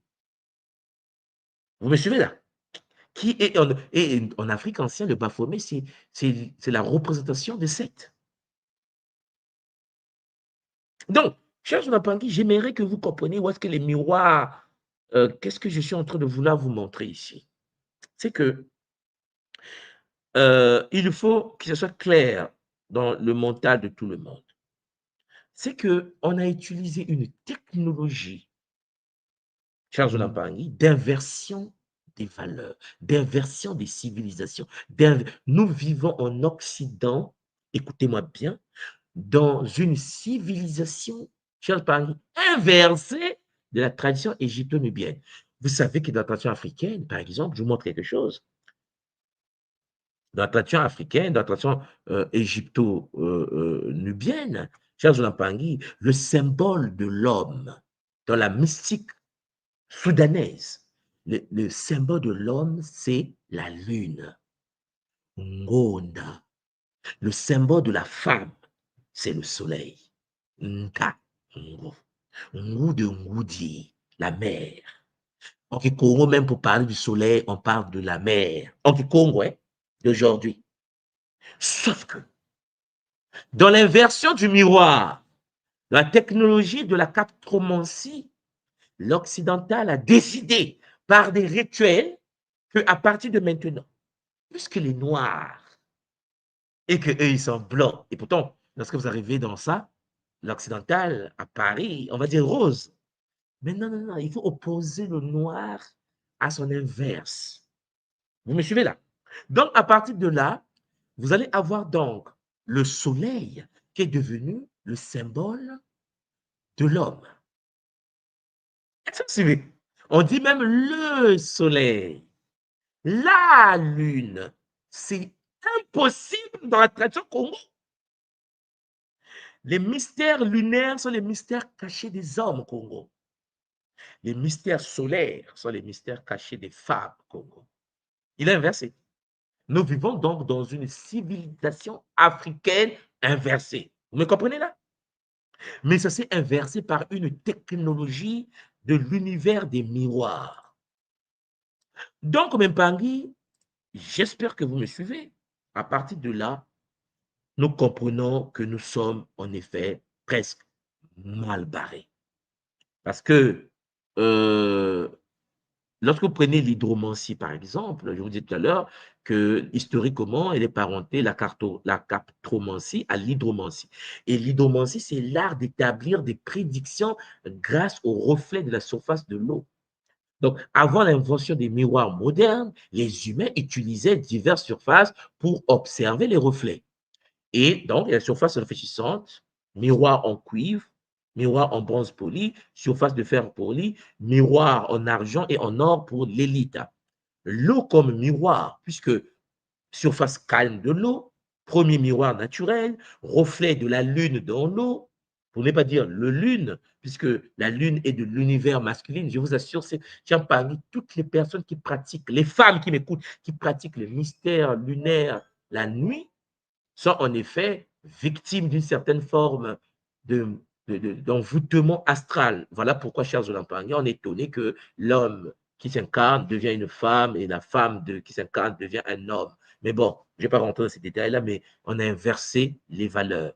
Donc, les premières formes de présage, chers Olampangais, utilisant le reflet, sont apparues, bien sûr, en Mésopotamie, en développement Mésopotamie, chez les Chaldéens, en Égypte, un peu partout dans cette zone, et ils utilisaient l'eau et les surfaces métalliques polies qui servaient en fait de médium entre le monde visible et le monde invisible. Il n'y a pas que ça, il y a aussi des cristaux et ce qu'on appelle les miroirs noirs. Parce que, chers Olampangais, la captromancie, qui est parfois confondue avec une autre pratique divinatoire qu'on appelle la cristallomancie, ce n'est pas la même chose. Vous savez, les bouts de cristal, hein, pour voir l'avenir, pour voir le passé, le futur, le présent. Bien que distinctes, mais ces deux méthodes-là, que ce soit la cristallomancie ou la captromancie, ces deux méthodes partagent le même objectif de percevoir les images et les visions de l'invisible. Lorsque vous prenez la cristallomancie, utilisation d'une boule de cristal clair, alors on rend la vision à travers la transparence du cristal. Le cristal comme un prisme énergétique. Le miroir noir également est utilisé. Le miroir, avec l'opacité du miroir, permet en fait de rentrer dans une surface sombre, facilitant la concentration, outil puissant pour la divination visuelle, hein, la scrying, comme on l'appelle, et la perception améliorée des reflets venant de l'astral. À travers le miroir, donc, un initié est capable de rentrer en relation avec les forces de l'invisible, les éléments de la nature, et la même chose que pratique la cristallomancie, c'est-à-dire la boule de cristal. Bon, la boule de cristal est beaucoup connue, mais la catoptromancie, pas beaucoup, parce que la catoptromancie, c'est l'utilisation des miroirs pour faire de la divination, et aussi pour changer de civilisation. Voilà pourquoi, que veut faire l'Africain? Que veut faire l'Asiatique? Que veut faire l'Amérindien? Il veut devenir à image par la captromancie de l'autre, de l'occidental. Vous comprenez? On veut parler comme, on veut lire comme, on veut avoir les mêmes faces, les mêmes visages, on veut faire tout ce que les autres sont. Voilà pourquoi, chers Olampangais, il est important de comprendre que la surface sombre, donc des miroirs, absorbe les distractions visuelles du monde physique. Cela crée en fait un espace visuel neutre où l'esprit peut projeter et percevoir les images qui amènent vers un monde invisible. Oui, chers Olampangais, le miroir, pour nous, dans la tradition africaine et dans toutes les traditions asiatiques, européennes, partout amérindiennes, le miroir est considéré comme un portail dimensionnel. Ça, vous devez le souligner. Parce que le miroir ésotérique fonctionne comme une véritable interface, hein, comme votre téléphone portable, entre le monde matériel et les dimensions invisibles, entre le monde matériel et le monde Champangui du web, que je vais vous présenter dans les Kaboula prochains.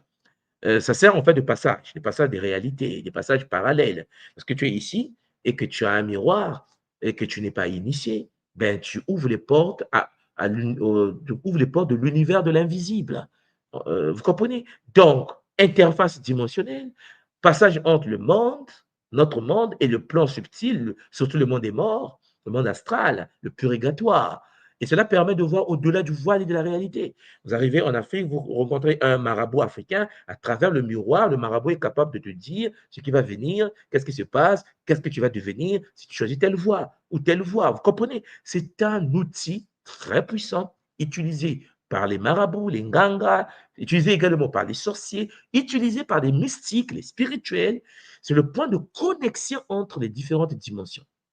Donc, alors, chers Olampangi, lorsqu'on utilise le miroir, il y a donc une transmission bidirectionnelle entre les énergies de l'invisible, du monde subtil et le monde vivant. Ça facilite la manifestation des forces invisibles. Ça sert de condensateur pour les énergies subtiles. Le miroir que tu as chez toi à la maison, le miroir que tu as dans la voiture, le miroir que tu as dans le pays n'est pas une simple surface réfléchissante. Non. C'est une fenêtre vers l'invisible. C'est une fenêtre, un portail qui permet de copier une civilisation et de l'inverser. C'est un outil qui permet de transmuter la conscience d'un être humain. C'est-à-dire qu'une personne peut être lobotomisée, peut perdre son identité à travers les mystères des miroirs. Et il suffit de pouvoir utiliser certains mantras. Donc, chers Olampangi, lorsqu'on accède au miroir, on accède donc à une lumière. C'est pour cela que lorsqu'il est obscur, lorsque tu es dans l'obscurité, tu ne te vois pas à travers le miroir. Pour te voir à travers le miroir, il faut la lumière de la journée, la lumière de l'ampoule, la lumière astrale, la lumière qui vient du monde des émotions.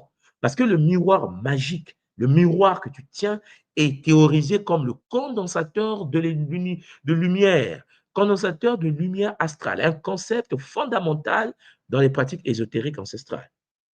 Si tu veux capter l'énergie de l'astral, la lumière astrale, la substance éthérique saturée d'images et de reflets invisibles. Parce que l'astral, c'est le déchet du monde mental. Donc, pour capter les informations de l'astral, tu as besoin d'utiliser le miroir. Le miroir condense et matérialise ces énergies subtiles. Donc, vous voyez que lorsque quelqu'un pratique les rituels à travers le miroir, l'âme du praticien peut évoquer et percevoir ces images, les images de l'astral, les déchets des pensées. Voilà pourquoi à travers le miroir, tu peux savoir que pense l'autre. C'est pour ça que le nganga, le marabout, est capable de savoir ce que tu penses, puisqu'en effet, ta pensée devient visible à travers le miroir. Et lorsque tu partez voir un nganga, un initié ou un marabout, il prend la cuvette d'eau, il met de l'eau, à travers la cuvette d'eau, il voit tes pensées. Il te dit ce que tu penses. Il te guide à travers cela. Ce sont des choses connues. Mais sauf que souvent, on ne fait pas attention que c'est en relation avec l'univers du réfléchi, l'univers du miroir, la fonction d'aimant énergétique qui capte les impressions astrales. C'est le miroir, c'est l'eau qui réfléchit, l'interface entre le monde matériel et le monde des dimensions invisibles, l'amplification des vibrations et des dimensions magiques. C'est pour cela, chers Olampangi, vous devez savoir que le miroir, grâce à sa capacité de condenser la lumière astrale, devient le réceptacle des images que l'âme ou le magicien ou le sorcier ou le mouloki évoque et manifeste. Attention donc, cher Olampangi, lorsque vous vous posez devant le miroir. Attention, parce que cela peut transmuter la conscience du monde tout. Voilà pourquoi j'aimerais que vous soyez conscient de cela et que, à travers, bien sûr, le miroir, que nous avançons sur la voie de l'éveil multidimensionnel. C'était en effet votre Ntuman Swadi Kimbasi, Longi Datasan Congo. Je remets l'antenne à Papa Sébastien et Maman Karen, qui nous guide sur la voie de l'éveil multidimensionnel. Et Anga Simou qui est avec nous aussi sur le plateau, Matondo Mamenge, Zola, Kese, Namayangi. Matondo. Matondo papa, Matondo. Ah ouais. Là, c'est de plus en plus lourd, hein, papa. On est choqué parce que maintenant, on espère, comme papa Sébastien l'a dit au début, qu'on aura la possibilité de pouvoir réinverser ce qui a déjà été inversé. Parce que sinon, ce sera difficile pour nous dans cette réalité de pouvoir s'en sortir avec les miroirs qu'on a partout? Ben, en fait, ce aussi que j'ai retenu, c'est le côté bidirectionnel. Donc, ça veut dire que ça va dans les deux sens. Donc, si Effectivement. il y a accès à nous, il y a aussi accès à eux. Donc, on peut inverser et rétablir les choses. Donc, c'est là où ça va devenir encore plus intéressant. Effectivement. C'est pour cela que lorsque nous parlons de Wadiafwa Yikadio, c'est le mystère des miroirs. Parce que vous me comprenez maintenant. Ok. Voilà. La capacité de pouvoir. Vous savez, si vous prenez une tradition de l'autre et que vous l'amenez chez vous et que vous l'utilisez sans pour autant que ça traverse les mystères des miroirs, ça ne marche pas. Ça ne marche pas. Combien de fois on a copié les autres et ça ne marche pas? Il faut être capable de traverser le miroir, donc d'inverser certaines choses pour que ça marche dans ta réalité à toi. Et ça se passe à travers les mystères des miroirs. C'est pour cela que quand vous rentrez dans un temple shintoïste au Japon, il y a des miroirs. Les autres le savent. Mais puisque nous, on est passé dans les plantations,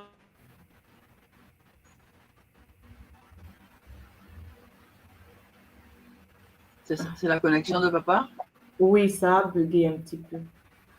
alors je ne sais pas si c'est bon parce que ça s'est coupé. Oui, là, c'est revenu. C'est revenu. Voilà. Donc, c'est vrai que le sujet est sensible. Hein? Voilà. Et je pense que vous voyez comment je vous ai expliqué tout à l'heure, comment Thèbes. Vous voyez, papa Sébastien, tu as vu comment Thèbes s'est retrouvé en Grèce. Ouais. Mais Okay. Pourtant, beaucoup d'Africains ne savent pas qu'il n'y a pas que Thèbes. Hein? Il n'y a pas que Thèbes. Vous avez vu comment ils ont importé ils ont importé Djibouti. Les Orishas? Les Orishas. Et pourtant, on parle tous du panthéon grec. Vous voyez? Mais alors, papa Sébastien, maman Karen, qu'est-ce qui s'est passé? C'est que les Grecs ont fait l'effet miroir sur l'Égypte, mais c'est vraiment des miroirs posés, c'est des rituels. Hein? Parce que c'est pas seulement dire oui, à partir d'aujourd'hui, Amon va devenir Zeus. Ça ne marche pas comme ça. Il faut carrément prendre un être, le dompter, le faire traverser le miroir. Il faut que ces caractéristiques traversent le miroir. Il faut le copier, mais le copier par le miroir. Mais regardez, la Grèce a eu Zeus. Mais qu'est-ce que les Romains ont fait? Lorsque la Rome est arrivée, les Italiens, quand ils sont arrivés, ils n'ont pas dit le dieu italien, on va l'appeler Zeus. Pas du tout. Les Romains ont utilisé la technologie des miroirs pour dire à partir d'aujourd'hui, ce que les Grecs appellent Zeus, nous, ici, nous allons appeler comment? Papa Sébastien. Comment les Latins appellent Zeus chez eux? Comment ils appellent Zeus? Le dieu romain. Chez les Romains, là, j'oublie. Oh, je me suis toujours dit qu'il y avait un lien, mais franchement, je sais plus. Entre les La Grecs mythologie et les grecque et Romains. romaine, ouais. Bon, c'est Jupiter. Ah, Tu vois, c'est Jupiter, je vais Jupiter. souffler Jupiter. Vous aussi. Je sais pas, Alors, donc, Non, mais je vais souffler c'est Jupiter. sûr, c'est les Romains. C'est Jupiter. Mais sauf que ce que nous devons comprendre, c'est quoi? C'est que si Jupiter a Oui. ses yeux sur les Romains, Jupiter, c'est Jupipater. la terre, Ça veut dire quoi, Jupipater? Dieu le Père. Dieu le Père. Et c'est le Dieu le Père du christianisme. Hein? C'est l'effet miroir encore. Et qui a apporté le christianisme, le Dieu le Père à l'humanité? Ce sont les Romains. Parce que Vatican ne se trouve pas à Paris, à ma connaissance. Vatican se trouve à Rome. Rome est la capitale du christianisme catholique. Or, le Jupiter, qui veut dire Jupipater, Dieu le Père, c'est le même Dieu le Père que tous les chrétiens du monde adorent. En fait, les chrétiens adorent Jupiter. C'est pas parce qu'on le dit en français qu'on oublie d'où ça vient. Sauf que Jupiter, c'est Zeus. Sauf que Zeus a été inversé en prenant l'image de Imana. Vous suivez là? Oui. Donc, ça veut dire que les civilisations se copient. Sauf qu'ils se copient en inversant les valeurs. Si on te dit Zola, là-bas, on ne te dit pas de Zola. Si on te dit équilibre, là-bas, on te dit déséquilibre. Désordre. Si on te dit Congolo, nous sommes tous ensemble, personne n'est chef de quelqu'un, là-bas, on va dire non, je suis le patron, vous êtes les travailleurs. Vous comprenez? On va tout inverser, on va tout changer. Ça me fait penser de manière plus terre à terre à ce qu'on trouve dans des logiciels de dessin, la fonction miroir. Comme sur AutoCAD, par exemple, ça permet d'avoir une copie complètement inversée. Donc, Ouais, dans tout ce qui l'autre se passe à droite se retrouve à gauche. Bien sûr. Et puis ça me ramène aussi au reflet de la lune sur l'eau. Effectivement. Donc, chers Mpangui, j'espère de tout mon cœur que ce sujet va nous permettre de nous éveiller, va nous permettre de comprendre pourquoi Dionysos. Ouais, Dionysos? Mhm. Hein, maman Simon? Oui, Dionysos, le père, Hein? Dionysos, ça vous dit quelque chose? Oui, Oui, ça. Vous savez qu'il est devenu Bacchus. Bacchus. Bacchus. Vous connaissez Bacchus, n'est-ce pas? Et chez nous, on a Bacchanal. Quand tu regardes dans les îles, on parle de Bacchanal. Alors, il y a ce dont tu nous as déjà parlé concernant le bac. Mais Bien sûr. le C'est mot une qui forme en de, découle, de déchéance. C'est ça. Bacchus, c'est la divinité des orgies, des partous, des tout ce que vous savez. Hein? Voilà. Et puis, quand tu devenais initié au culte de Bacchus, quand tu es rentré dans les orgies, les gens faisaient l'amour en groupe, là, et le vin qui coulait, c'est le dieu du vin, hein, Bacchus, et tu devenais lauréat de Bacchus. Parce que c'est ça. les hommes de la communauté devaient faire par le derrière le petit garçon pour qu'il devienne un homme. Et donc, à partir de là, il devenait lauréat de Bacchus. On le mettait sur la tête l'oreiller. Le lauréat de Bacchus, d'où le baccalauréat. En effet, le baccalauréat était un rituel ancien grec, inversion des valeurs, où il fallait que l'enfant soit, voilà, hein, par les hommes de son groupe, ensemble, là, pour qu'il devienne un diplômé de Bacchus. Nous, aujourd'hui, nous avons tous des baccalauréats. Nous avons tous, sans exception, fait le culte de Bacchus. On ne se rend même pas compte, en fait. Et après, on est étonné que nous sommes violés par des incubes et des succubes. Mais nous avons signé le contrat de Bacchus. Aujourd'hui, c'était un diplôme parce que la France qui nous a colonisés a séparé, a séparé la religion de l'État. Et donc, l'État dit, oui, vous allez faire le bac. Mais à l'époque, avant qu'on sépare, le Bacchus est une divinité grecque que les Italiens, les Romains ont appelé Dionysos. Vous savez? Oui. Mais même en séparant le... Oui, maman Oui, Simon. maman. Je disais, mais en séparant le rituel même de... Est-ce que c'est vraiment séparé? Parce que ça a quand même toujours des répercussions. Ah non, mais il y a des répercussions. Non. Voilà pourquoi vous devez savoir, si vous voulez comprendre l'Occident, si vous voulez comprendre l'Asie, regardez-les avec l'effet miroir. Vous allez comprendre l'Afrique. C'est ce que j'essaie de vous dire. C'est-à-dire que si vous voulez comprendre ce qui se passe en Europe, je vous ai montré le document, le livre écrit par Martin Bernal, qui a eu le courage de dire que Athéna était black. Ce n'est pas une chose qu'il a écrit. Black Athéna, c'est origine afro-asiatique. Non, papa, Sébastien, c'est chaud. C'est-à-dire qu'un occidental qui explique aux occidentaux que toutes les divinités grecques sont les plagiats des divinités africaines. Oui, c'est réel, mais par effet miroir. Parce que celle qu'ils appellent Athéna, vous savez, hein, celle qu'ils appellent Athéna, nous l'appelons Nkosi chez nous. C'est-à-dire que lorsque Nelson Mandela invoque Nkosi dans Sikelele Nkosi Africa, hein, bon, avec le Négus éthiopien, avec le Nkosi, le Sénégal, le Cameroun, avec Nkosi, les autres l'appelaient Athéna. Parce que n'oubliez pas que l'univers de la guerre, l'univers de l'armée est géré par Nkosi. Sauf que Nkosi est une lionne chez nous. Ils l'ont blanchi, ils ont mis une femme humanoïde. Donc nous devons cerner cela. Une fois qu'on comprend cela, on arrête de tomber dans les pièges. Parce que ce sont les effets miroirs. J'espère que ce Kaboula va vous aider d'avancer. Je vous laisse sur le plateau pour votre communication, maman Simon. Zola à vous, papa Sébastien, maman Karen. Oui, maintenant, une question avant ton départ. Oui, papa. On a signé, malgré nous, le...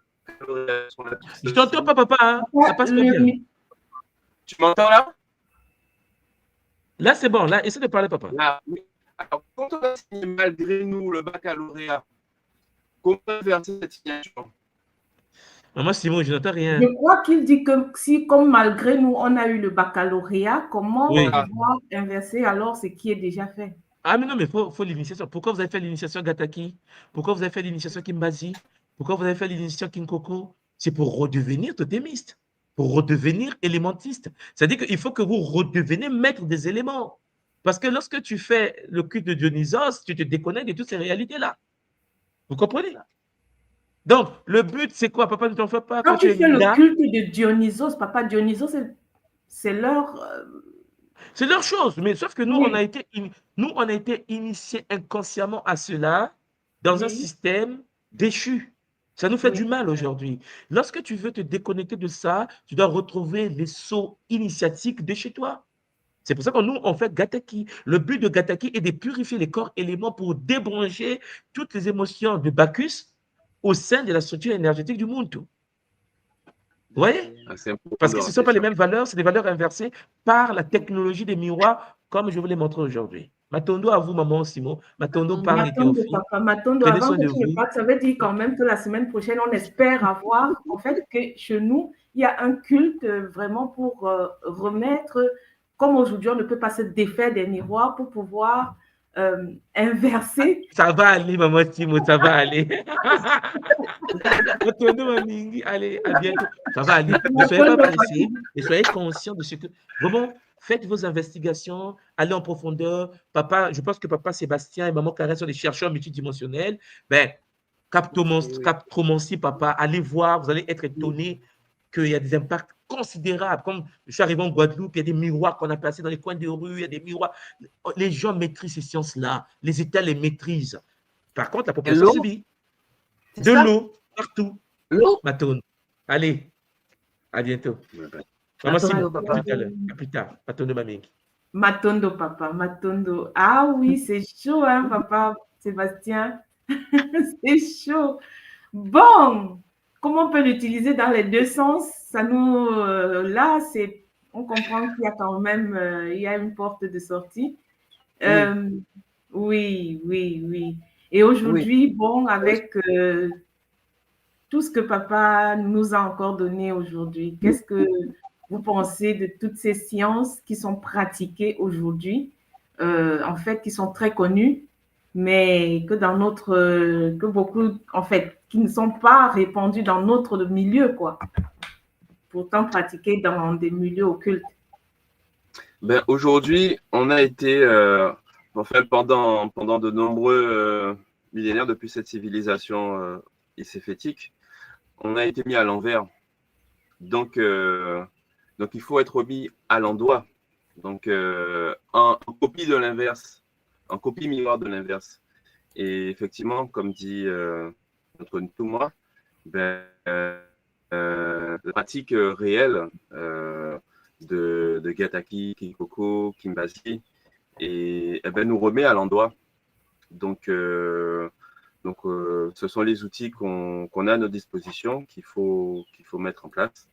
Et là où effectivement c'est intéressant aussi pour nous les Bakala, c'est le reflet de Gonda sur l'eau. Mm. Et c'est là que les choses prennent leur sens. Ça reprend vraiment un sens. Il y a une petite anecdote, hein, quand papa parle du reflet Vous savez, chez nous, par exemple, ici en Europe, en Allemagne, hein, chaque année, il y a des petits parcs d'attractions qui sont faits dans toutes les saisons. Et il n'y a pas de parc d'attractions ou bien sans les petites femmes qui vont faire les voyances avec les petites boules magiques. Je ne sais pas s'il y a ça en Guadeloupe, mais ici en Allemagne, c'est très courant. Et on essaye de faire comprendre aux enfants que c'est normal de les utiliser ou bien de faire... En fait, on initie les enfants déjà très tôt à des sciences sans leur dire, en fait, sans éducation, tu vois un peu. C'est grave. Et je dirais même pour nos petites filles, ben, souvent les cadeaux, ben, c'est des fois des boîtes de maquillage. Exactement. Avec un petit miroir. Dès le jeune âge. C'est très jeune. Donc, toute cette connaissance est là pour nous permettre justement de faire attention à nos actions quotidiennes et nos interactions. Exactement. Pourtant, il y a quand papa, il nous a fait ce Kaboul la fois dernière, c'est là où je me suis rendu compte que c'est connu et c'est très utilisé. Et il y a des films, beaucoup de films qui parlent de ce phénomène. Il y a beaucoup de films qui ont été touchés, qui ont été réalisés avec cette science, en fait, où dans le film, on va te parler d'une entité qui va pouvoir prendre contrôle de l'être une fois qu'il est devant le miroir.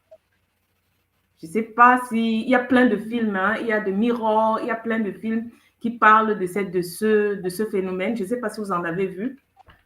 C'est vrai, oui. Oui. C'est vrai. Mais c'est choquant, hein. C'est choquant parce qu'en fait, comme toujours, comme c'est une loi universelle, tout est mis sous nos yeux. Tout est mis sous nos yeux et en fait, notre ignorance nous tue. Ah oui. Elle nous tue, puisqu'en fait, elle nous pénalise. Tout est mis sous les yeux, mais quand tu ne sais pas ce que tu vois, tu ne le perces pas. Il y a dans les commentaires. Oui, maman. Vas-y. C'est aussi un cadeau empoisonné. Quand on reprend effectivement ce que papa a dit, je crois que c'est dans le livre d'Enoch, qu'il y a des êtres très complexes qui ont donné à l'homme la technologie des miroirs. Oui, mais nous avons vu pourquoi ils l'ont donné. C'est ça. Pour inverser les valeurs. Donc, pourquoi cette technologie, effectivement, a été remise? Et donc, c'est tout ça aussi qu'on a besoin de comprendre plus dans les séances à venir pour pouvoir justement remettre à l'endroit les choses. Mais papa, avec ce qu'il nous a expliqué aujourd'hui, c'est avec cette science depuis qu'ils ont fait chuter la tradition. C'est ce que je relisais dans les notes. C'est incroyable. Oui. Oui. Déjà, la fois dernière, il nous a montré comment le cadeau qui avait été fait au roi. Vous vous rappelez? Oui, exact. Exact. Et le reflet du miroir. Le reflet, quand on l'a transfiguré, on a changé. Ce n'était plus le roi qui était là. Il était déjà habité. Voilà. Imagine une civilisation entière. En fait, c'est ce qui s'est passé. Hein. Là, moi, je suis restée choquée. Ils ont transmuté notre culture et ils nous l'ont ramené. Ils ont ramené l'inverse qui nous a été imposé et qu'aujourd'hui, on a adhéré. C'est ça. C'est un peu le problème. Ça. Puisqu'on te parle, quand tu commences tes études, on te parle de mythologie grecque. On ne te parle que de ça d'ailleurs. Mythologie grecque et romaine. Voilà. Et je sais que c'est quelque chose où j'ai toujours cherché le parallèle, c'est-à-dire, ça m'a toujours dérangé qu'on me parle de mythologie grecque et romaine, mais en fait, tu ne sais pas pourquoi. Mais tu essaies de trouver les corrélations. Et c'est là où on se rend compte qu'on a les choses en nous, encore une fois, parce que quelque chose en toi te dit, mais attends, donc, si on a l'histoire même présentée en tant que l'Égypte antique, pourquoi on parle de mythologie grecque et romaine et pourquoi on ne parle pas de mythologie égyptienne? Et on entend bien mythologie. Donc en fait, on est des mythos. Un mytho, c'est quoi un mytho? Quelqu'un qui ment. Un mythe, ça n'a pas existé. On suppose que... Bon, en fait, c'est intéressant hein, de constater que dès le début, il y a comme un décor qui est planté. On te parle de mythologie. Le décor est planté depuis l'enfance, maman. Regarde toutes les bandes dessinées qui sont tournées là-dessus. Oui. Hein? Quel enfant grandit sans connaître Athéna, Hathor et toutes ces mythologies? C'est ça. Persée, comment il s'appelle celui de l'eau là? Poséidon, enfin, Poséidon et tout autre, oui. Alors, on a une question de Niki Sebafo. Comment faire pour que nos enfants fassent le bac sans y être initiés? Donc, si je traduis, comment pouvoir passer l'examen, on va dire, écrit, donc la porte ouverte vers les études supérieures, sans subir leur saut, le saut de, on va dire, de Bacchus. Donc, et c'est là où effectivement, papa nous parle aussi, Thomas nous parle aussi des boucliers miroirs. Donc, je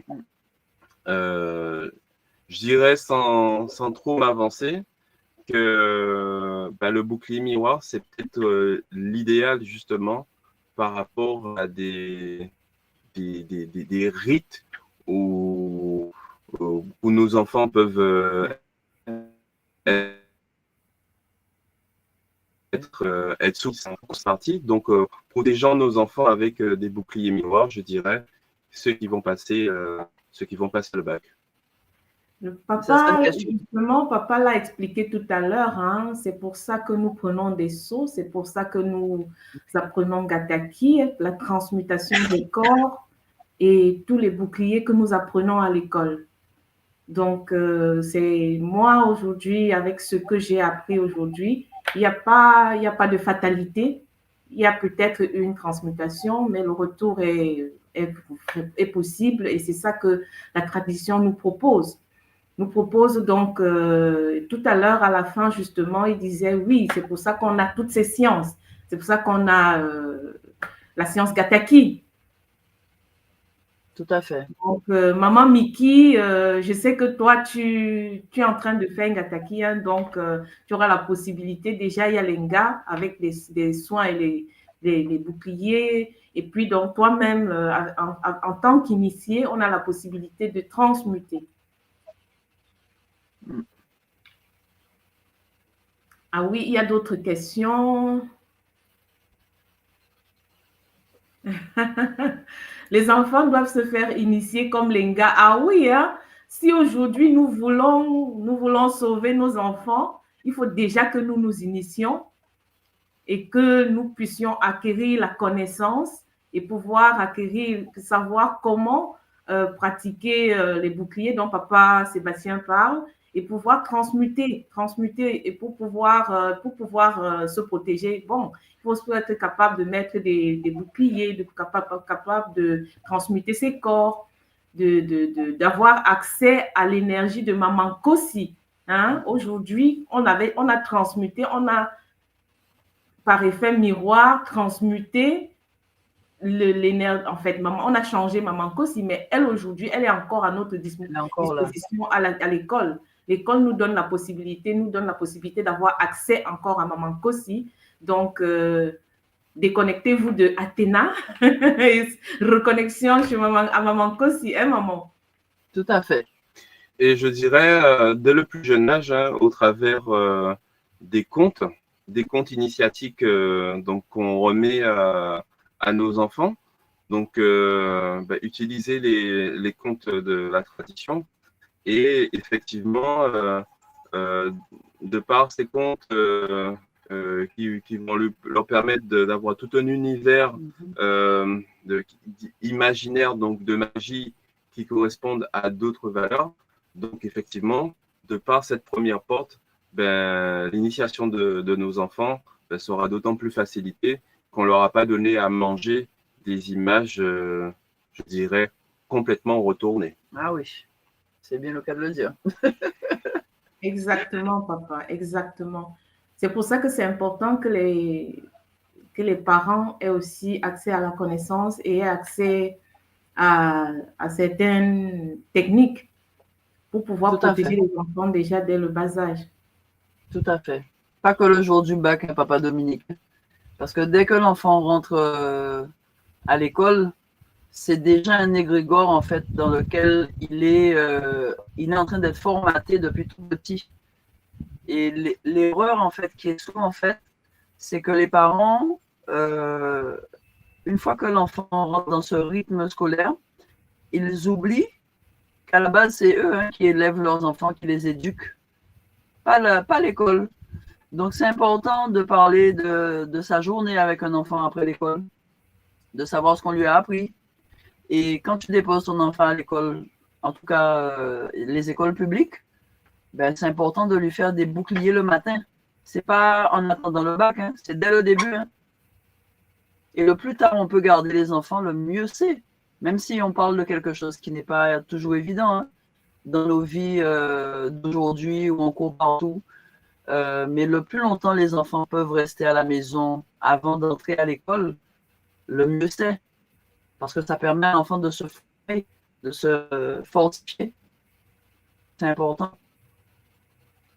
Ah, c'est magnifique, maman Matondo, de faire ce rappel. Je sais que dans certains pays actuellement, c'est pas possible de scolariser les enfants à la maison, mais il y a à l'école Kimuntu, je connais des mamans en Belgique qui scolarisent les enfants à la maison. Et c'est le bonheur pour ces enfants. Oui.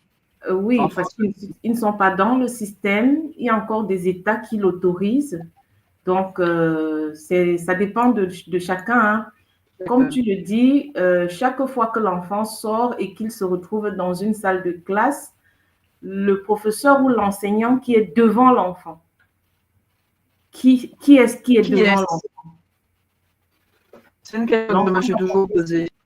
Voilà, l'enfant est livré à cette entité ou bien à cette personne qui est devant. Et si nos enfants, à ce moment-là, n'ont pas de bouclier, il y a beaucoup de choses qui peuvent se passer et qui se passent. Et Ce sont des éponges. Oui, maman? Ce sont des éponges. Oui. Oui. Et vraiment éduquer les enfants très, très tôt. Très tôt. Très, très tôt. Très, très tôt. Il faut parler aux enfants. C'est important. Matondo, Matondo, nous arrivons au terme de cette émission. Je vais vous demander à papa et à maman de dire quelques mots pour la fin, avec tout ce que nous avons reçu aujourd'hui, la suite de ce qui a commencé la semaine dernière, avec où nous nous rendons compte que toute la société actuelle est basée sur l'inversement disons, de certaines énergies et que nous sommes plongés là-dedans. Qu'est-ce que ça vous dit quel message est-ce qu'on peut donner aujourd'hui avec cette connaissance? Alors, je dirais que toute cette connaissance, comme on vient de l'aborder, doit être mûrie, parce que pour l'instant, on est qu'au balbutiement de cet apprentissage sur la technologie des miroirs. Et donc, on va voir certainement comment inverser cela, quand même commencer par une pratique aussi. Et l'utilisation, en tout cas la connaissance de cette connaissance pour pouvoir l'appliquer à nos enfants. C'est-à-dire leur permettre d'avoir comme une fenêtre, un accès vers une autre réalité que ce qui leur est présenté le plus souvent dans leur environnement extérieur. Et cette fenêtre, quelque part, à un moment donné, on doit la permettre d'apparaître pour nos enfants, pour qu'eux, ils puissent la franchir et remettre les choses à l'endroit de manière ancrée pour donc quelque part c'est aussi un miroir d'une certaine manière pour pouvoir leur permettre d'approprier dans leur réalité des choses qui sont plus remises à l'endroit.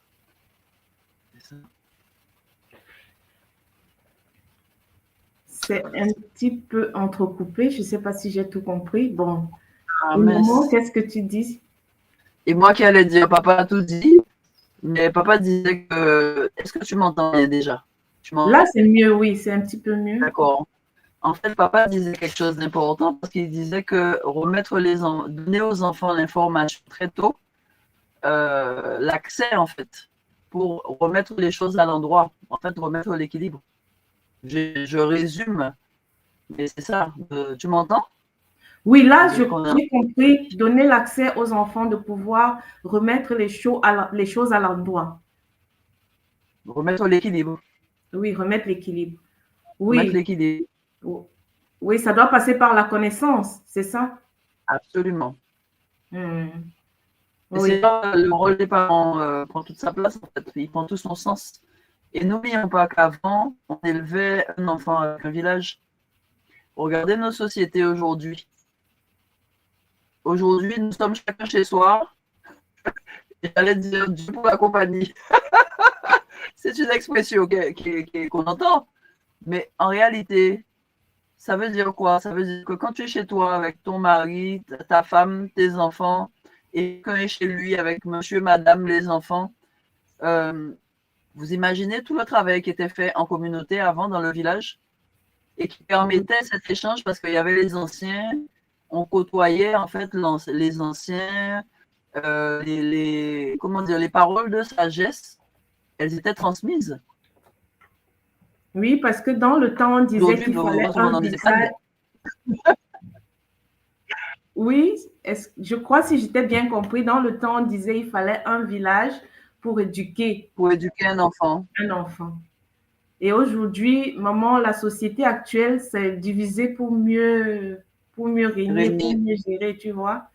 Tout à fait. C'est pour ça que le rappel aussi que ces derniers temps, Papa nous fait, c'est la communauté.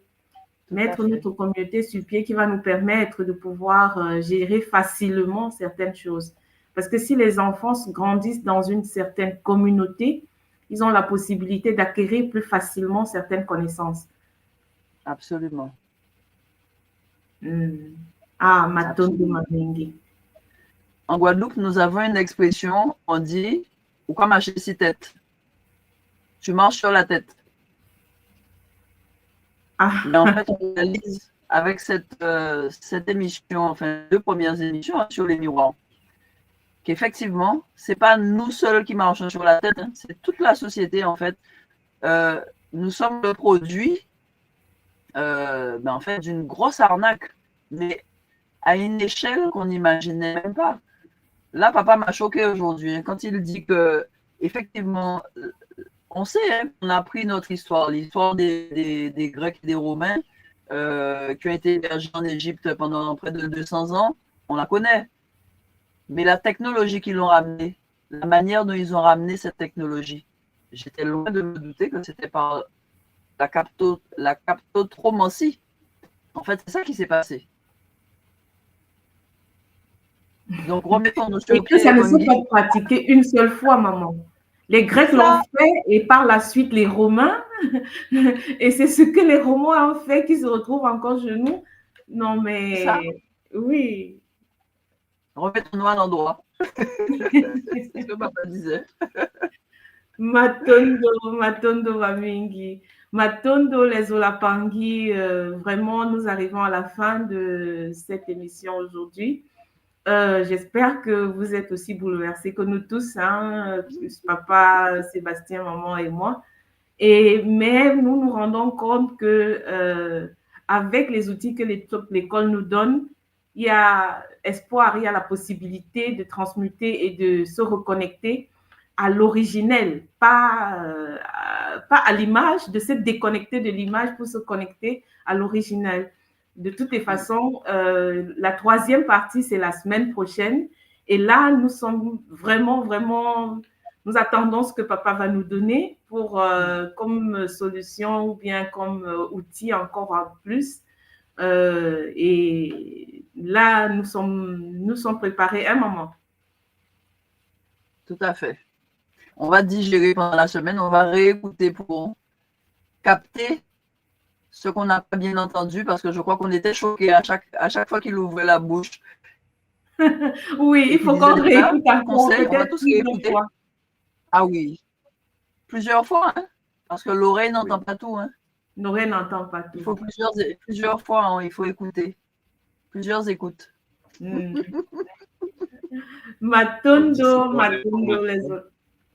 Et rendez-vous la semaine prochaine pour la suite. Oui. À la semaine prochaine. Matondo à tous ceux qui ont suivi Matondo, et tous ceux qui vont Matondo. suivre en différé. Zola, Lempangi, à la semaine prochaine. Ouais, Matondo à notre tour, moi. Matondo. Matondo.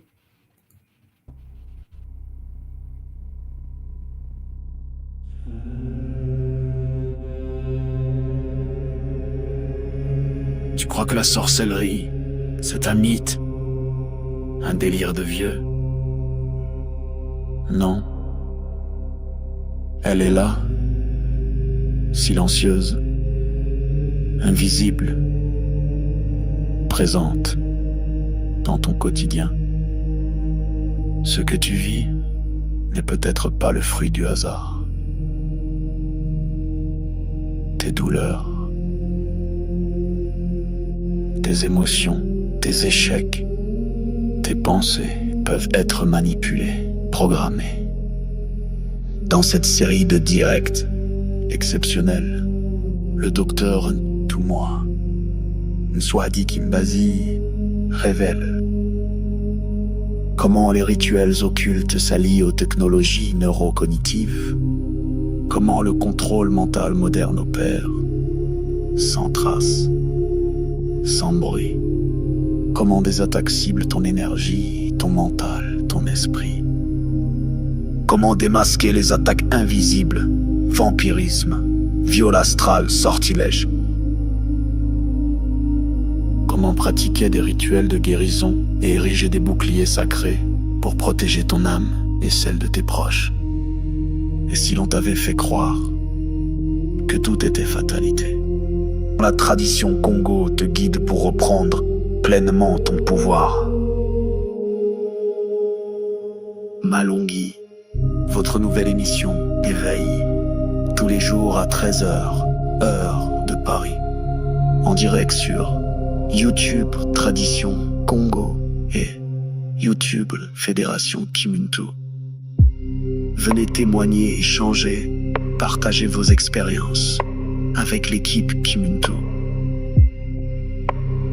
Épisode après épisode, nous dévoilerons les forces cachées qui gouvernent nos vies.